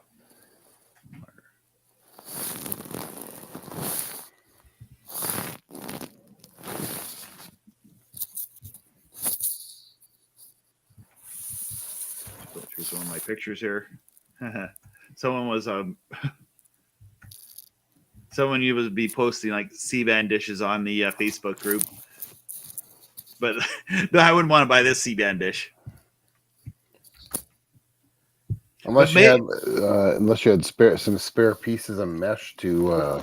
Yeah, well, what I'd Mix it like up to ask, with, eh? you've picked up a lot of used CBand dishes. Have you found that the actuators are any good when you on any dishes you found?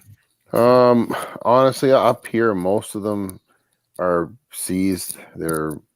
I've taken a few of them apart. I'll take the motor off, but I don't think it's the motor. I think what it is the gears in like the tube. They're just so seized, like the screw gears that actually drive the dish.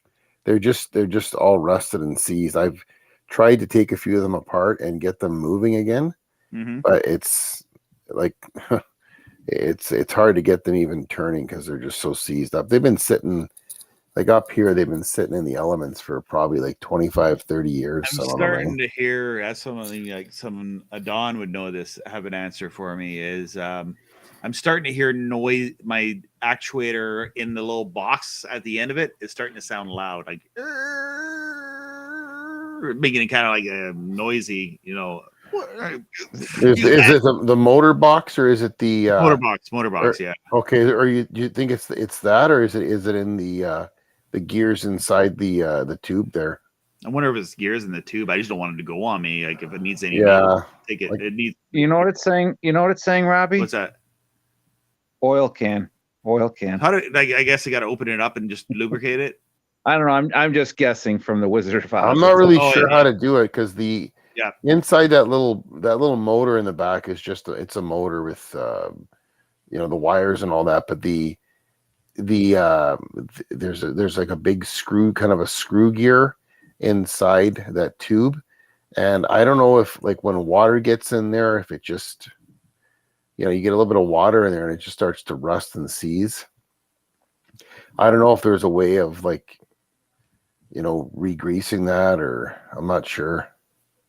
What's something interesting and kind of an aside, there's a hardware store in town here that sells solar panels, and they actually use super jacks to move solar panel grids back and forth to move good with the sun. That's good. It's keeping actuators still like being manufactured. Yeah, exactly. Yeah. I thought that was so cool that when I saw that, I had to go talk to the guy about it, but yeah, I think these are your dishes here in this picture here. I was just looking at pictures over. Oh yeah, those are mine. Yeah, it's from a few years ago. Yeah, but I just use those, like all mine are manual. I just move them by hand with a wrench, because I said, it's just easiest for me. And usually, you leave them on one satellite. I don't tend to. Is this the better built one here? This one here with the signal arm focused here. Usually find that's the better one. To be honest with you, I prefer the one on the right with the 4 struts, because that's a channel master. That's that one's channel master. Yeah, it's easier to tune though. The one on the left is it's called an Orbitron. It's got that button hook, and technically, I'm supposed to have four little cables going out from the arm to the edge of the dish with these little turnbuckles to kind of center the L and B. So it's always been a little titch off, eh? It's harder to tune that one in to get it kind of bang on. I was actually thinking of taking it down and putting up another channel master with the four struts there, just because I find that it's way easier to tune that one. But that's interesting, yeah. And are they both 10-footers or one's smaller? One looks smaller. No, they're both 10-footers. Oh yeah. Yeah. This one looks bigger though. Or maybe it's just a picture. I think it's probably just the angle that it's on. The angle, yeah. Yeah, but no, they're all 10-footers. So I'd tack your cable there just for the drip line. Yeah, I'd tack. Yeah, I got to fix that. That's kind of sloppy the way I did that one, but I just use electrical tape or a zip tie. It's like get them at the dollar store, even a roll. Yeah, electrical tape. Yeah, I've got to neaten that up. There's like a older one with an actuator there. Mm-hmm. Who posted this Friday? I think that might be Brendan I think he's in Dryden. Oh yeah. There's one I was playing. I don't really play around with the TBS now, but these are great. Like the thing is I actually bought a Windows computer just basically for this. This is my killer app to do this in Windows, and then just like use No Machine to log into my to go into my Windows machine. But my daughter plays around with the Windows machine. You can actually get Windows machines really reasonable now. I bought these secondhand like i7 mini towers, Lenovo's. And I bought 2 of them. I bought one for my church and I bought one for myself just for like a media PC.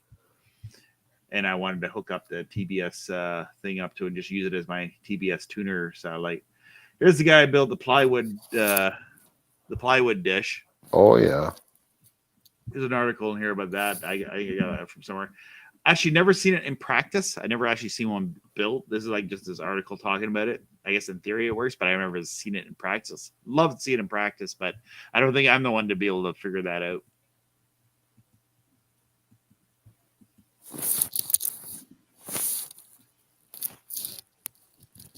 Over-the-air TV. Was that your over-the-air TV schedule or? Nope, I don't get decades in my area. Oh, okay. I'd like to make a better. Oh yeah, there's one of the satellite TV magazines, Satellite TV Week. I remember every newsstands used to have like the Orbit TV or Orbit. Oh, like they were like thick like a catalog. They were like a Sears catalog, and it had like the TV schedules for like a week. Yeah.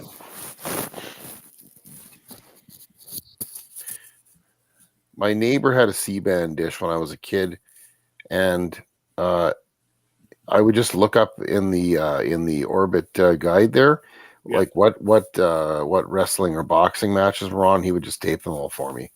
Nice guy. I just make him a list and give him some tapes, and he'd be the tape dealer guy in your neighborhood. Yeah. yeah. He was a good neighbor. Here's what my receiver looked like, the satellite channels, C-SPAN. Actually, that's probably someone taking a picture of C-SPAN when they were going off the air, maybe. Maybe, yeah. That's one thing about analog is you could still watch it even if the channel wasn't perfect. They like digital, it's like all or nothing. This is a guy in Alaska. He does the radio in Alaska. Oh, yeah. And he posted his satellite dishes, so I think they're C-band to pick up the. And here's like what you see the KU band with a very low focal point there on that KU band dish. Oh, the elevation, yeah. Because and plus you want to get them higher. Like I can see that they're up on like basically it looks like they're on a playground. What would we call it? The monkey bars. Yeah. Well, they're so up north. I guess it's because of the curvature of the Earth. And you have to get them up in the sky. It's like in Newfoundland, if they have dishes, and they're pointed pretty low as well, because same thing, they're up further north, right? Yeah. There's a picture of me setting up the there's my father. That's Gary. Oh, nice. And that lady there is Mama. She passed away. She passed away on the same day that my daughter was born. Oh. Coming up next week, actually. On that day. Yeah. And ironically enough, I guess. And there's you can't really see him there, but my brother is behind there. He's appeared with me on my YouTube, my early YouTube stuff. Does he like satellites and antennas and stuff? Or the funny thing is, I have a brother. My brother, he's totally not into technology at all. And I am. Like, he only got onto YouTube maybe like a few years ago. Because sadly, it's the Rogers cable box. There's Black Beauty sitting on the ground in this picture. There's my GeoSat satellite dish. I actually have this hanging on my fence. You can see the paint from the GeoSat Pro. What size is that GeoSat? That's same size as my QSat. It's like a 30. Well, it's 36 high. Oh yeah. And it's like 30. What would be 34? 30. Yeah, they all seem to be got that a little way, bit of an egg shape. Yeah, it's a little bit of an shape. Yeah. Yeah. So it's like it's larger, like it's longer, like 36, I think, like from there to there, and there is like what is 34. Something I'm bad with numbers, but something like that. Yeah. No, I find mine are like that too. They always seem like they're a little taller than they are wider, unless you're talking about like a Shaw dish. Yeah, Shaws are like those elliptical. Yeah. Although I prefer like the there's a dish someone found in the wild. Oh yeah. Actually, that one looks like it's got a modern LMB on it. It doesn't have like the LMBs from the 80s. Yeah.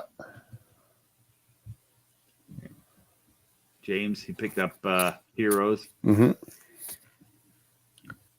That's I guess that's kind of ugly, but hey, it's kind of cool in a way too. I think that's one of those Paraclips, I think it's called. Oh yeah, Paraclips dishes. It was a brand name. There's actually someone with a big, like I think a 12-footer on their garage roof, like near my house. it was a mobile unit too. I'd like to get one. I'd like to get it down, but I won't go up on the roof to get it. No. By the way, if you're watching the stream, do not kill yourself trying to get a satellite dish. Yeah. Just, your life is not worth a dish. Your life is, it's not worth that much. Like, I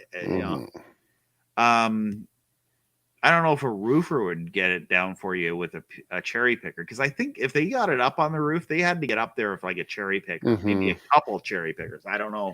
I think back in those days, in the 80s and 90s, when they put them up, they must have had some kind of a crane, because I went to one guy's house. He was offering a free CBand dish, but this thing was on like probably a 15 or something foot pole. It was really high. And he said that his neighbor was older.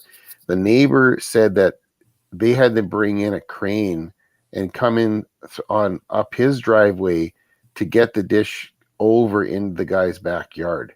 There's no way there's no way that somebody could have just put that up with a ladder. Yeah. So they must have had like a somebody they called for installations, Yeah. I hope that's bolted down there. Look at that. That's like yours. Yeah, I put them. I put one on a pallet in the backyard, but like I said, a little KU band, but it was really low to the ground. Yeah. Well, my C bands are. You have to adjust it in the spring and fall.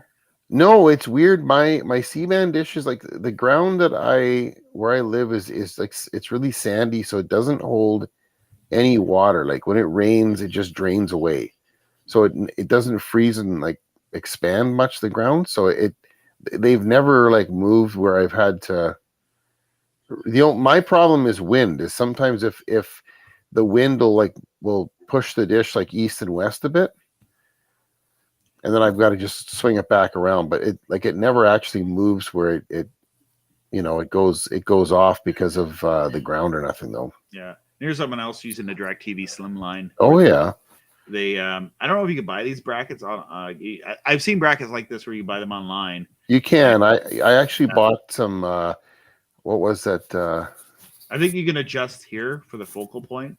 Yeah. See it in the picture, but there's an adjustment. You can put that up and down to just get your LMB in the focal point. Yeah. There was I bought some LNBs, and the seller was also selling those little brackets. So I bought like 3 LNBs and 3 brackets, so I had like some spares. And the bracket like moves up and down. You can twist it and move it up and down for adjustment. Yeah.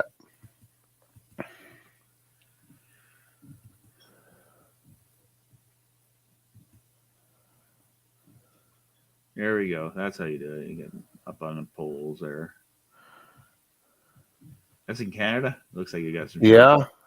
Shaw Direct. That's Canadian. That's definitely Canadian when you see that many Shaw Direct dishes. Yeah. When you're driving down the street and you see one of those on the curb, you stop and you pick it up. You pick it up. It's good. You can get most of the gallon 19 with one of those. Yeah. Oh yeah, I've got an 87 West with that. 125 West. That's my main dish for 125 West. It's like a giant motor on this. Oh yeah. That's giant. I've never seen that one before. Yeah. I don't know if the actual like a little Kuoki receiver can move that thing. Like That's I think that's a fiberglass dish, eh? Yeah. I wonder if like the little satellite receiver is actually moving that motor, and moving that thing around. Yeah, I don't know. I'm not sure. Logo on it there. There's the Channel Master logo from like the 80s. Yeah, if you can move that with a little KU band motor through your receiver, that's pretty good.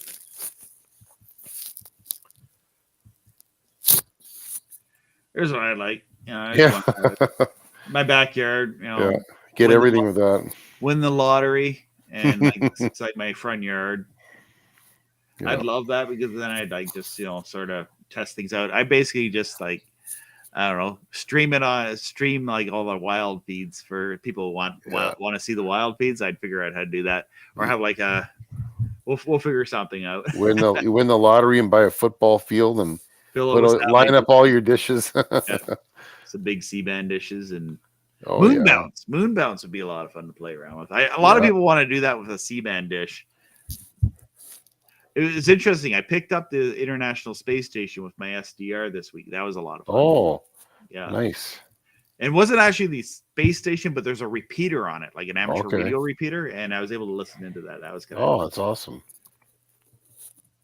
I kind of go in waves with my SDR stuff. Like I'll go play. I'll play around with my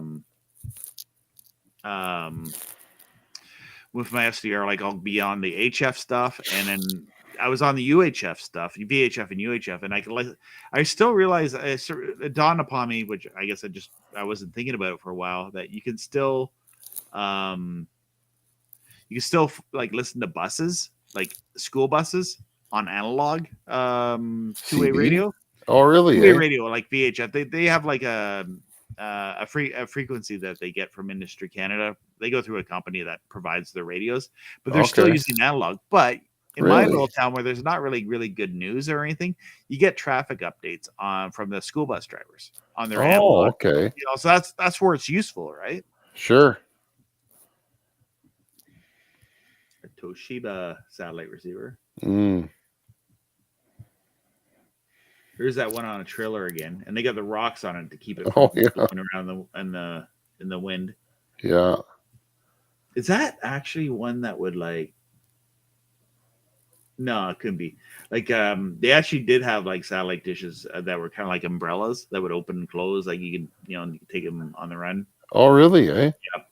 That's a cool idea. I haven't seen them. I don't think they've lasted. Like that's the thing, is the material will be so light. Oh yeah. It would have lasted the years. Yeah. It's what people would want for an apartment building. Put one up on your balcony and watch CBand,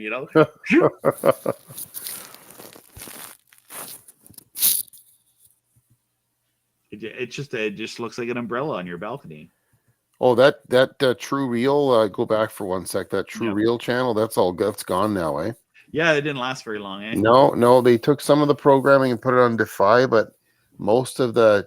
So Defy is still around, but not True Real. Yeah, Defy is. Yeah, I think they moved some of the True Real programming over to Defy, but the stations that were carrying True Real are.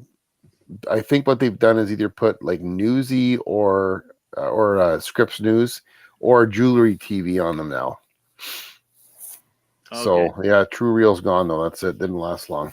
No, that's the thing with new channels, and there's so many channels now. So like, I'm not really surprised. No.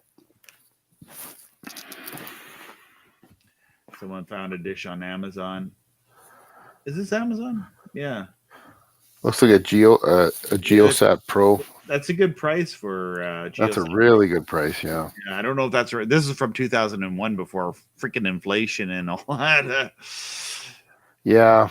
Back if you were making above minimum wage, you thought you were doing well, but now with inflation, you're below minimum wage. The prices on everything have just gone right through the roof, eh? They don't seem to be coming back down very much either. No, it's unfortunate. And it looks like a pelvis antenna. I think that's Leo's antenna. That's Leo. Yeah, Leo's supposed to. Yeah. He's not on tonight. He might watch later. Yeah. There you go. I was trying to talk to this about people. It's like a smart thing to do with the satellite dish is you can actually hide it. Like if it's you're facing, your house is facing, you're facing south, right? Your house, your front yard's facing south, but you don't want a satellite dish right in your like an eyesore. Yeah. You can do this. I don't know if it's like well, I guess probably the angle of the way they got it is probably going to work. And that you can hide your dish. And that's actually, I wish I could find just like J mounts that just have those struts with it. I don't see them anywhere. Have you seen them around? You know what? Interesting. I got, you were talking about those ExploreNet dishes, and I got an ExploreNet dish, and it came with the mounting arm and 2 little struts. They just like bolt around the main arm, and it turns it into like a mini tripod. Yeah, that's basically what it is. Yeah, yeah. Bolt it down, and this would be actually what would be necessary for this if you have a motor on your dish. You got to keep it stable. Yeah. Yeah, you want to keep it stable. I'm being held by the Starfighter Academy here. I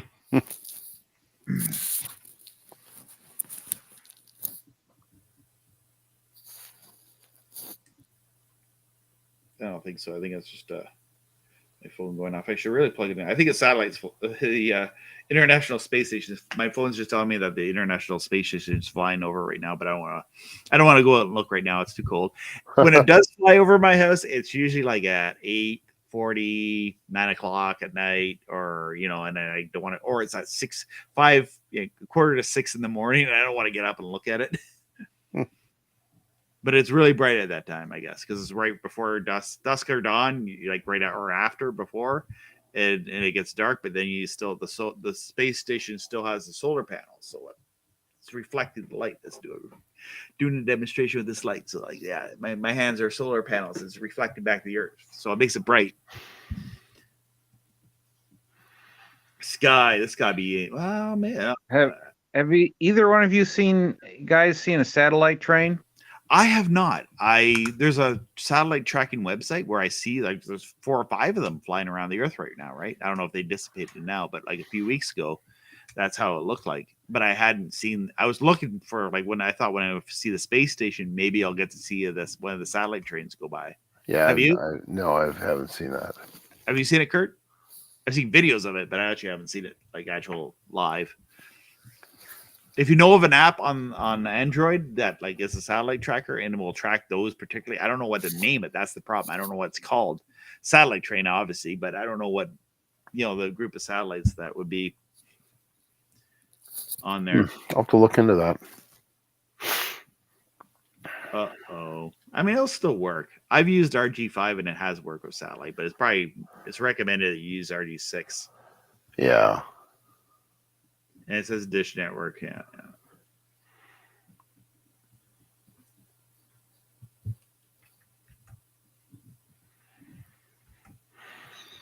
Grounded. Some good grounding pictures there. Yeah. Something you want to do. It's a good gauge. Where? Yeah, you want to use a good heavy gauge wire for that. Hey, Wolf.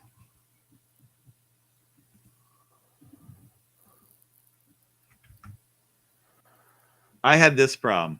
I was fixing up my satellite dish, and what I did was I had an old cable that was basically water got into the coax cable. Oh, yeah. So I cut it, and I used a watertight coupler connector. Yeah. But you can still get water in there. And basically what I was having corrosion in the coax cable. So I cut it, and I put a new end on it. I've had that happen. Yeah. I like how they did the landscaping around their dish. Real pretty. Looks good. And those arms are like the ones you were talking about there. Just to keep it the struts from to keep moving, them. Yeah. Yeah. Well, that's a solid dish. You'd want that with a solid dish. And they got a nice pipe with a J, for the water not to run down on it. And, yeah. There's the Black Beauty. This is the Black Stallion. Yeah. It's nice, though. Yeah. Probably get good signal on those solid dishes for C-band, especially.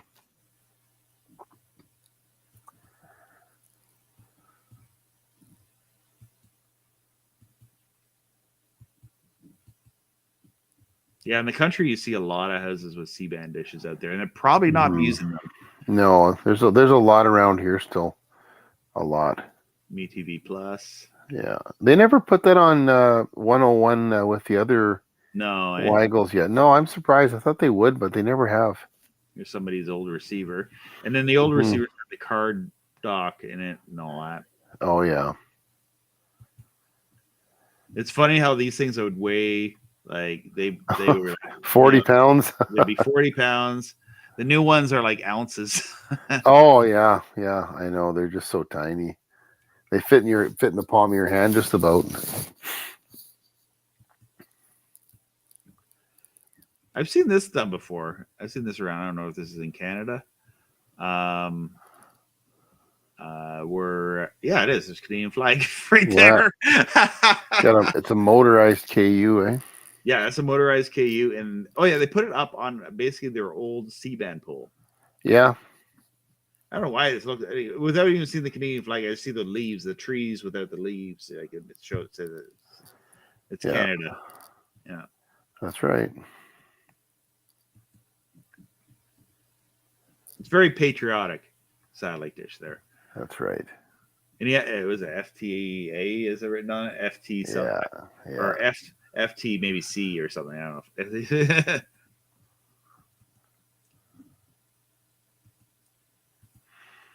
There's an LMB. There's a van I wanted to buy. I didn't have the money for it.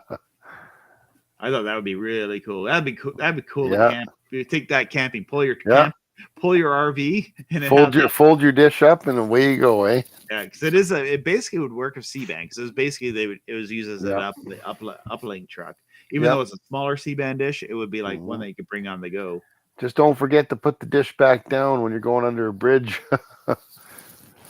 Yeah, I've seen some videos of that like on Instagram there. Yeah, there's some bad rust around the LMB there. That's not. Yeah, that's the old Star Choice. The old Star Choice. That's like you see all the sun damage to it. Oh yeah. Well, that's in Canada. Eh? It freezes in the wintertime, covered in ice, and then it's like hot. This is Canada. It's hot in the summertime, like crazy hot. You wouldn't think Canada gets hot, but it does get hot in Canada. Freeze thaw cycles. Yeah. Yeah.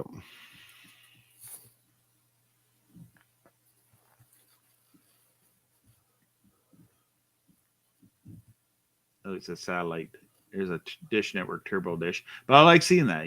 That's basically what you got to do is you got to mod your dish, which can be a headache. Yeah, it takes a little bit of MacGyvering to kind of get it in the right spot. But some people they can figure it out. Yeah. Mm-hmm. There's mine. Yeah, my GT Snow Racer sitting there in front of the satellite, the 4-foot dish. That's right, another sign of Canada. Yeah, there's the Sathero. You can see the Sathero. That's what I was using there. I don't know if that was the day this actuator has died on me. So all I really did was I unloosened these bolts here, right there, and just moved it to the satellite that I wanted it on, and I just used that to. For 99 West, but I can move it. Yeah, move it by hand or. I just moved it by hand. Okay. So you just unscrew here on the LMB, the actuator holder. Yeah. I guess I can go as far like to there doing it that way. Okay. So I get it probably going to not too far, maybe 117 West, maybe. But I could probably get it further. I guess the cool thing I'd like to do with this would be try to get those further eastern satellites, like 42 West or whatever. Oh yeah, they're harder to pick up KU band. Yeah, seems like there's quite a bit of stuff on some of those. Yeah, I've never gone further east than 87, so I'd like to try it sometime. But I'll say hi from Chattanooga, Tennessee. I have a dish mounted in the ground, but it's been so busy I haven't had time to set it up. I bought a V8 Finder Pro. I'll have to set it up at my Angels and motor. Yeah, we're going into the nice weather now. At least while you're in Tennessee, But yeah, I guess yeah, we're getting a nicer weather now, so it's a nicer time. Like I've been outside playing satellite, and my son, you know, he'll be out playing in the backyard. So Daddy's playing with the satellite. Well, that's my son's playing with his cars in the backyard. That's right. Out there playing with your toys, you know. Yeah, well, I'm still waiting for the snow to clear in our backyard. We still got 2 feet of snow in the backyard up here. So maybe this is what's wrong with this actuator. See how the wiring's here? Yeah. Maybe one of the wiring in the inside is botched. You never know. It could get corroded, eh? Is this what you turn on the actuators to move them, like this big screw thing with the ratchet, or are you able to get it? Like, how would you? No, it's like the motor has gear. That little motor box has gears that connect to like. So you have to take all this off. Yeah, you can. You can disconnect the motor part from the actual, like from the tube. Because there's like a long screw gear inside there that turns the dish, but that's the part that gets all. So I guess the question I would have then, could we like just basically take old actuators and do that and just make a crank for them, you know, so that I think you could if it was free moving, you probably could. Just maybe put a hand crank of some kind on there, yeah. Because with a lot of them, like especially if you're doing multiple dishes and stuff, yeah, that's all you need is to be able to maybe move your. You don't need to. I mean, if you want to move your dish, you won't spend the money. But if you want to save money and just sort of have it, yeah. Like, the truth about satellite TV is I tend to park my C-band on one satellite, and I know the channels are around there, but I'm usually that's probably not a good thing because then the actuator is going to seize from not getting used over there. Oh, that's why I got mine for the dishes for free, and I just kind of gave up and didn't even bother with the. I didn't have a dish mover anyways. Okay, I didn't like what's that box called? The dish mover box. The V box. Yeah. So I don't have one of those, eh? So I thought, well, I'll just set it up for, like freehand and try it. And since I got 2 dishes now, I mean, I could move them around and have them each on a different satellite anyways, but it would be nice to have a motor, I guess, but I just haven't bothered with that yet. Yeah. Oh yeah. It's one thing. But you tend to keep it on one satellite, like you said, most of the time. Yeah, I tend to keep it on mine. Yeah. I mean, when it gets warmer and I like to play around to see what's out there, right? I'll move it around. And what I find is there's probably like with KU band, there's like 3 or 4 satellites that I like. With C-band, there's 3 or 4 satellites that I would probably like to be able to get them and be on them. Yeah. Like this is WrestleMania weekend, but I'm not really into wrestling. I've been so busy. Like I dropped a few of my time suckers, I guess, and I don't really watch wrestling anymore. Yeah. Who knows if we'll get back into it. Mm-hmm. Honestly, my hope and prayer in some ways is my kids get more into hockey and they're more like normal Canadian kids, and then they can get me more into hockey that way. Because I'm not like a normal Canadian where I don't really care about hockey. I would care about it if I had more close people in my life that love hockey. Yeah. I used to have that, but I just don't have as many people who are hockey fans. There's oh yeah, okay. Yeah.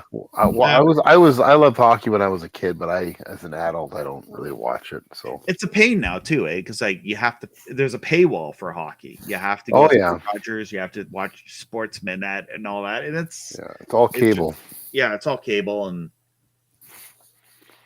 I don't know if you get much of it on satellite. You're more a hockey fan, like do you find that you can get feeds on it at all, or you don't really get anything? What, like, you must get the NHL playoffs, or is that all on pay TV now? Who, me? Yeah. It's no, I don't really see much hockey on satellite at all. Like, you might get like a special game, like what's that game they have outside once a year? I saw that on there, but you really don't get much much of that at all on satellite that I've seen. Everything is all encrypted, eh? Because it's all on cable it'd channels. be So all encrypted. yeah. There's a ViewSat that has like I think it has the over-the-air tuner in it. I don't know from the picture. Am I zoomed in here? Okay, yeah. I don't know if this is the ATSC tuner. It might have been another one that didn't have the ATSC tuner. Someone was asking about that like years ago. I know Bell's some of Bell's old receivers used to have an over-the-air tuner, but I don't know, they got rid of that feature, I guess. But that was a handy feature to have, though. And like you said, if you have one of those old receivers and it has an OTA tuner, and then you could also get satellite radio channels on it. Mm-hmm. So still got some use.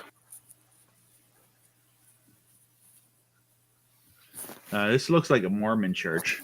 Mormon churches, actually, a lot of the Mormon churches have done away with their CBand. So you can go to your local Mormon church and tell them I'm really interested about this Joseph Smith guy. Hey, but you don't use that satellite dish anymore. You could always, you could always I put out like a Kijiji ad, and sometimes you'll get people say, I got a dish in my yard. Mormon friends out there. I actually have a lot of Mormon friends. They're amazing people. I can understand why what's his name? Howard Hughes. He would only trust Mormons.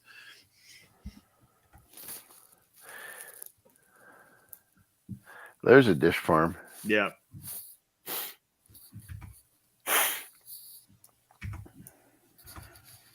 Well, I got to call it quits, guys. I'm falling asleep. Yeah. Sorry, I don't mean to. All right. We're like the YouTube ASMR put you to sleep channel. This is hour 45 of the satellite telethon. I just so, look at their Facebook. If you do it, or whenever you do it next, just advertise like you did this one, and I'll catch up with you guys. Yeah, that's what I try to do. But it all depends on Facebook, right? Because sometimes I make a post and nobody sees it. You never know with these social media things out there. Oh, yeah. So I'll go back to that one in a second. That was awesome. So this looks like a really well-built dish. Like, look at this thing. This thing would withstand a nuclear bomb. Frame on it, too, yeah. That looks nice. Like that. There's camel racing on Galaxy 19 on Kuwait Sports. Yeah. They got a lot. Actually, yeah, if you like soccer, they got a lot of soccer and what else? Soccer, basketball. So.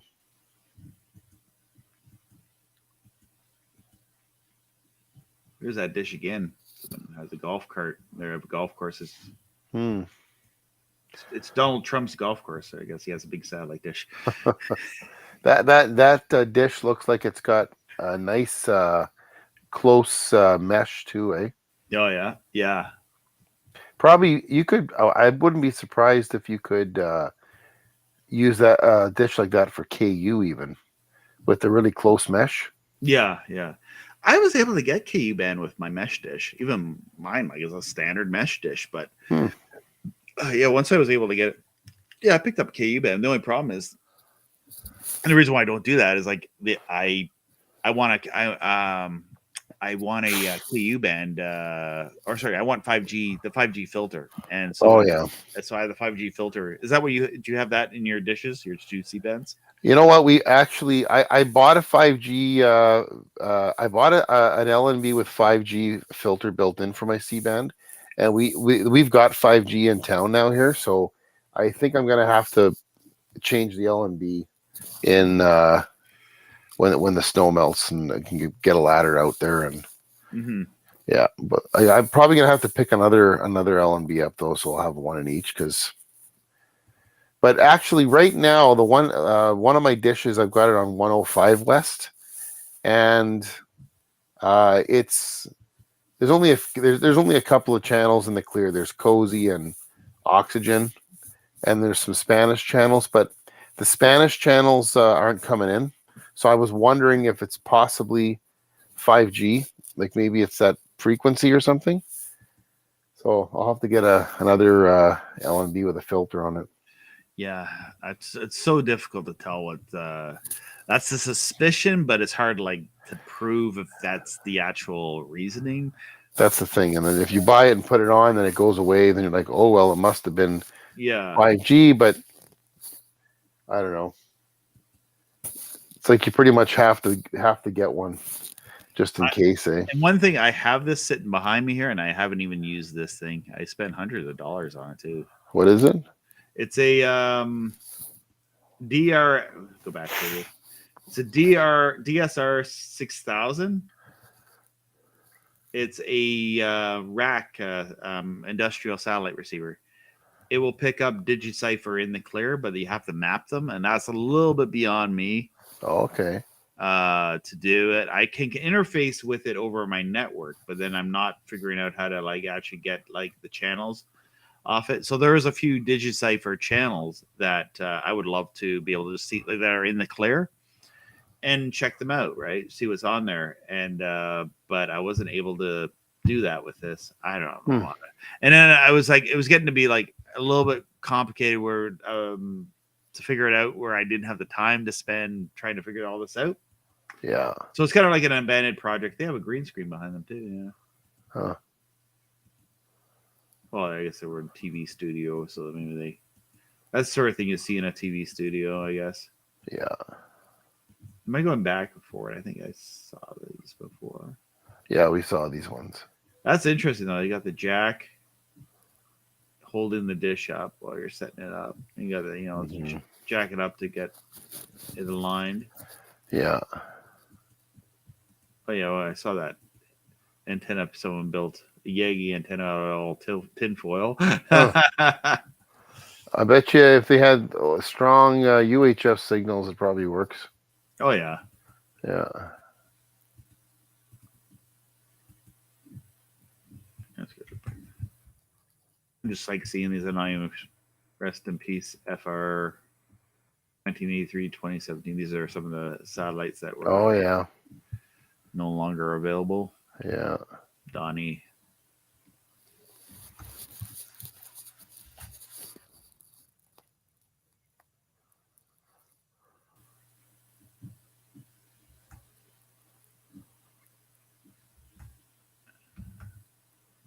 One of these look like one of the cheaper ones you get online or whatever.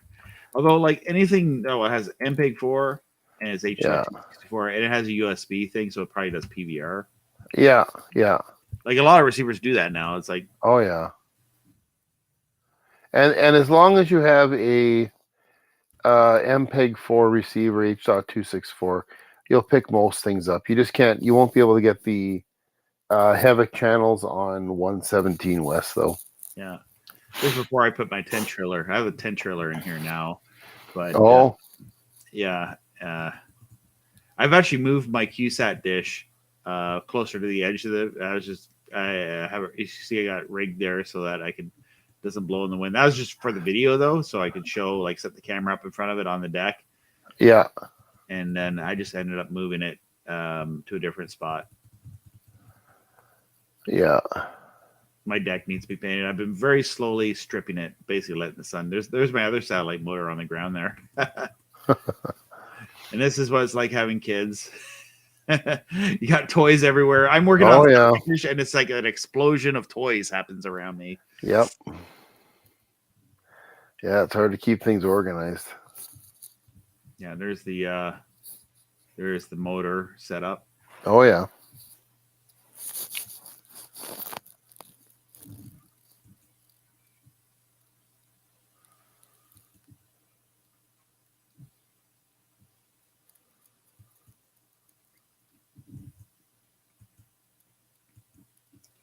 Todd, that guy, he does CBand on a small dish as well. Okay.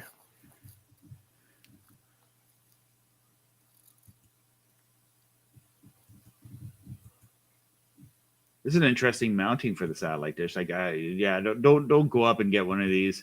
I don't know, but it's not that heavy though. That's the thing is, you got it off that, and you just had a way of bringing it down gently. Yeah. I mean, it could be brought down. Like it got way up there, but obviously this is somewhere where they have like a lot of trees. Yeah. So they need to get their dish up high enough to get it out of the trees. But I mean, I just to like adjust it, like to get it all set up. I don't know. That would be a nightmare to get at. You'd have to have like some kind of a lift or something to Yeah. get that in there, eh? Yeah. There's Pastor Scott. A number. I don't think that number's changed. Like Pastor Melissa Scott. I think it's got to be the same number. 1-800-303-338-3030. It's got to be like the same number. That's like the number they had in the 80s. Here you go. Satellite TV on the go on your camper. You just got to always make sure you're parked southeast. Pretty much. And then you got to park it southeast and then aim it. Oh, sorry, Brady. I had a question here. Did you see the LDS feeds today? Not today. I'm thinking I did the other day. BYU. It's not the LDS feeds, but it's the carry LDS programs. Is on. Was it? I was trying to pick up wrestling this weekend. I couldn't pick it up. I couldn't get the Monday Night Raw feed. I've been watching. BYU is on 117 West KU. Yes. And the LDS feeds are on 114.9 West KU. Okay, so they were always on KU band. And LDS feeds they'll have like 17 channels and one's like Spanish. Yes. Spanish. Yes. If you change your audio settings, you can get rid of that guy saying Spanish. I actually tried that though. It doesn't seem to work though when you go into the audio settings. There's like a channel. Because out of all those channels, there's a channel that will just get rid of that. Yeah, that's weird how they do that. They have the English, Spanish, French. I think they have it on their website. If you go on their website, you can watch the streams in different languages on the website. So I don't know if the satellite feeds are just the feeds but they don't actually support the different languages in the audio. Not really sure about that one, but they're still on there though. This is mine. A lot of these are like basically everyone has these now because that's probably what they're able to get on Amazon or eBay. Yeah. Ugly orange tipped LMBs.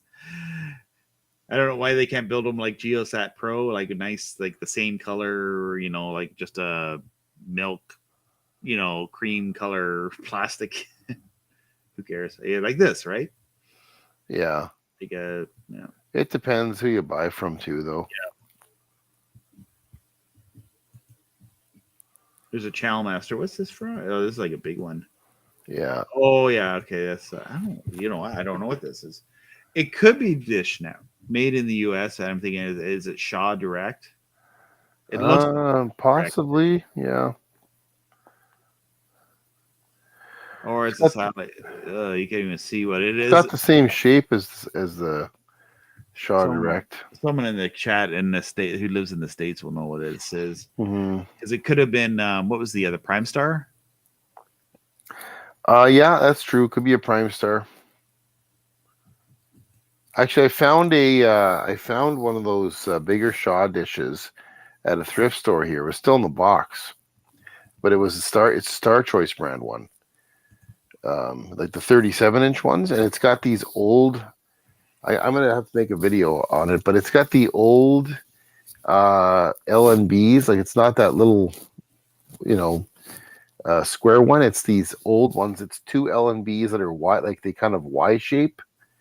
And it's got a little switch you got to install on the end of it, and I must have been one of the original Star Choice. I got to put it all together, see if I can get it going. Oh yeah, so they have solid dishes, consumer antennas, and a polar mount. I guess prime focus. Oh, yeah, they have eight solid prime focus dishes, and it's actually pole mount. Okay, yeah, they got you. So like a pole mount, an 8-footer pole mount from Tech 2000 is about 1,300 USD. Yeah. But the thing is, what I'm noticing here, and I know Tech 2000's had a real supply chain issues. Yeah. So motorization, none. Positioner, none. I guess it's just because of this package here. It's not. Do they have satellite packages here? They like if you want to buy, you spend the money and buy everything all together because they did offer that.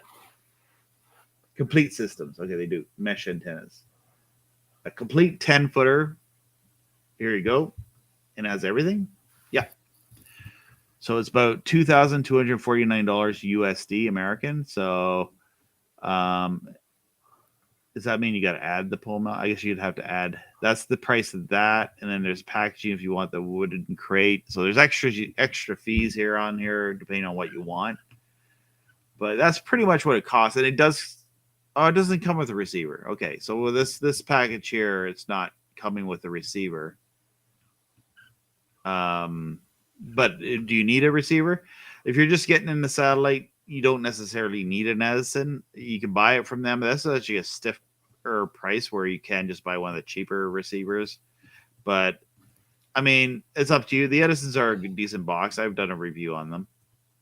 I like the Linux space boxes. I like to be able to stream my content to any device, which is a really cool feature. If you want to watch there's only a few channels that are 422, but you can view them with that. You just have to be able to stream it through VLC, and then you can view it that way. Does the Edison view 422s? Well, as I say, you have to. They have the Sathero for 160, which is a good deal. I would say get a Sathero from Tech 2000. Sorry, what was the question? Do the Edison receivers decode 422? So here's how you do it. You can. Jeez, my video. So you can. How you do that is, so in that in the receiver, you can stream your content to your computer, and the computer will decode it in the software. Okay. So all these receivers that can do that can stream to a computer. If you are able to stream it to VLC, you can do it that way, but they actually just don't do it natively, from what I understand. Oh, okay. Unless there's a firmware update, because I mean, it's a powerful enough computer; it should be able to do it. You'd think so, yeah. Yeah, maybe it's a patent issue where there's like the reason why they don't do that is a patent. But 422 has been around for a while, so imagine if there's a patent on it, they no longer be a patent on it. Mm-hmm. But I mean, they build HDMI capture cards, and they're like less than $20, but I don't think the manufacturers are actually paying the. I don't know I don't think they're paying the patents on the HDMI because like HDMI used to pay. You have to pay through the nose for it, right? Yeah. It's Trevor here in Newfoundland. Shaw uses 75 centimeter everywhere. The bigger Shaw dishes. Yeah, they have the big dishes in Newfoundland because they're further up north, so they need to. Yeah. So and those would be great for KU band. Like, I don't know if it would be as good in Newfoundland. I imagine you would still be able to get Galaxy 19 with it. Probably better. Probably better for being that far, much further up north. Yeah. Yeah. So anyway, Tech 2000 is, if you are looking for, like, a lot of people, and that's my dish, is a Tech 2000 dish I have in my backyard right now. That mesh dish that I always stand in front of. It's from Tech 2000. I think they, obviously it was manufactured in China. I don't know the name of the manufacturer. It's just a dish, generic brand dish. Not really, much to it, but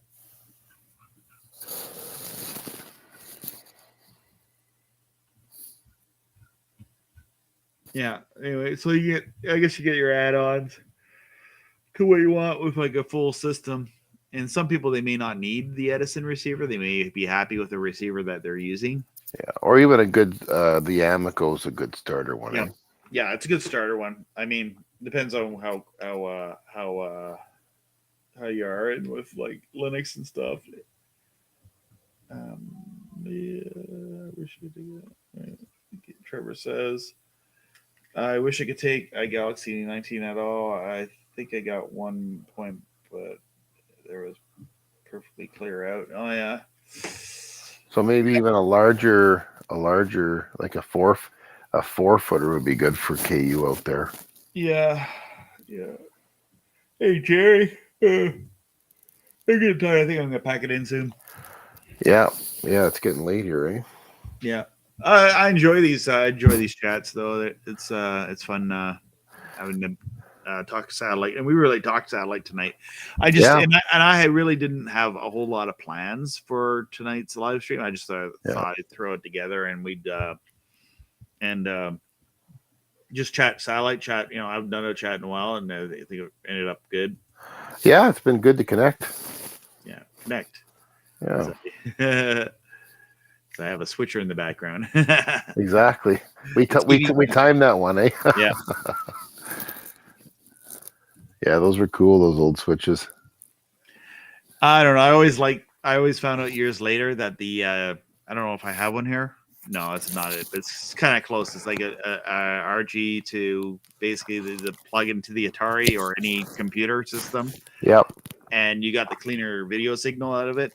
It just transmitted channel 3 or 4 or whatever, and you could view your computer that way. Like the early, I had a VIC 20, right? So I did have a 64, and I had an Atari. So you know, yeah, I had one of those for my Intellivision.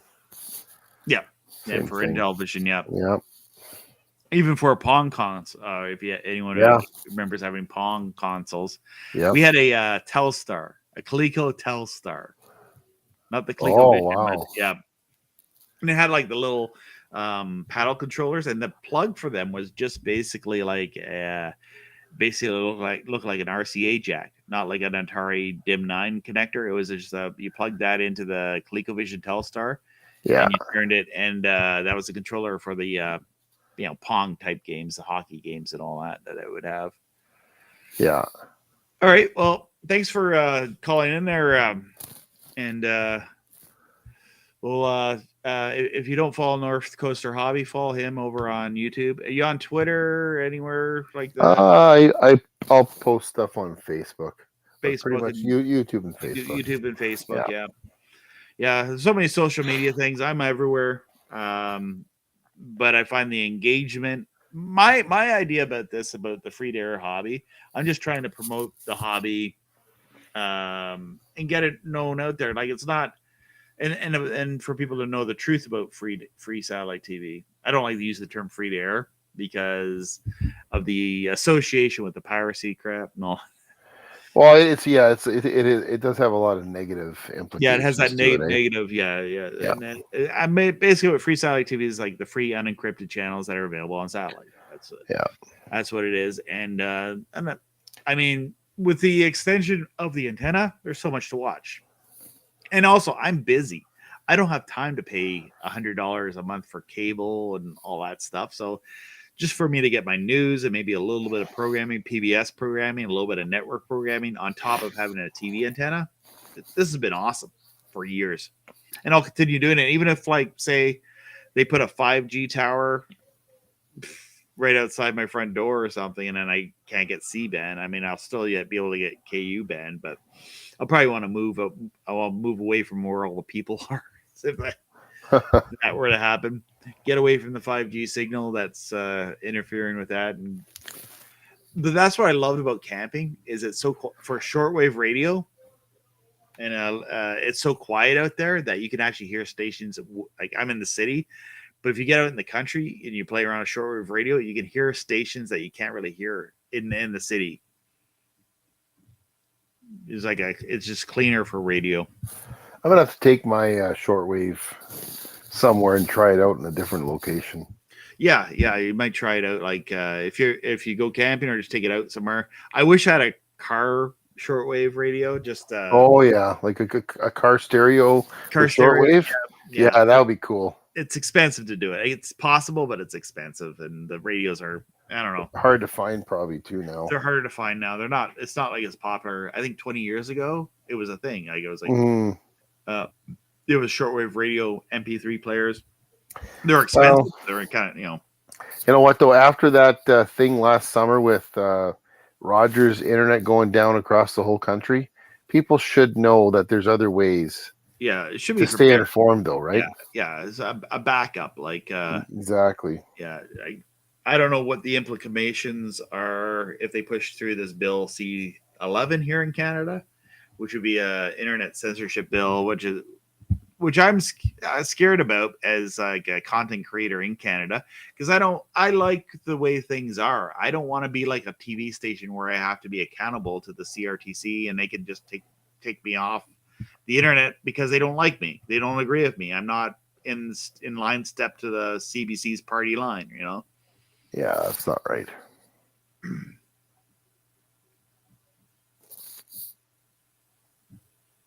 Do they make car CBs that have shortwave? They used to. I've seen like a really old, like basically a car radio that had CB radio built into it. It was pretty wild. I gotta do a live stream tomorrow morning, so I'm not on here, but like for a church organization, so I better go to bed and get some rest. All right, thanks a lot, Robbie. Appreciate thanks for talking to you tonight. Yeah, it was good. Thanks it was really good. In. Yeah, and we'll talk next time. Yeah, so next. I'm not sure if I'm committed to this at this point, but I'm thinking in my mind I might do a live stream. You'll see it posted on here anyway for Friday morning at 10 o'clock. If you're able to join me then, we could have a chat then. Right on. All right. Thanks. And have a great rest of your weekend. And, take care, eh?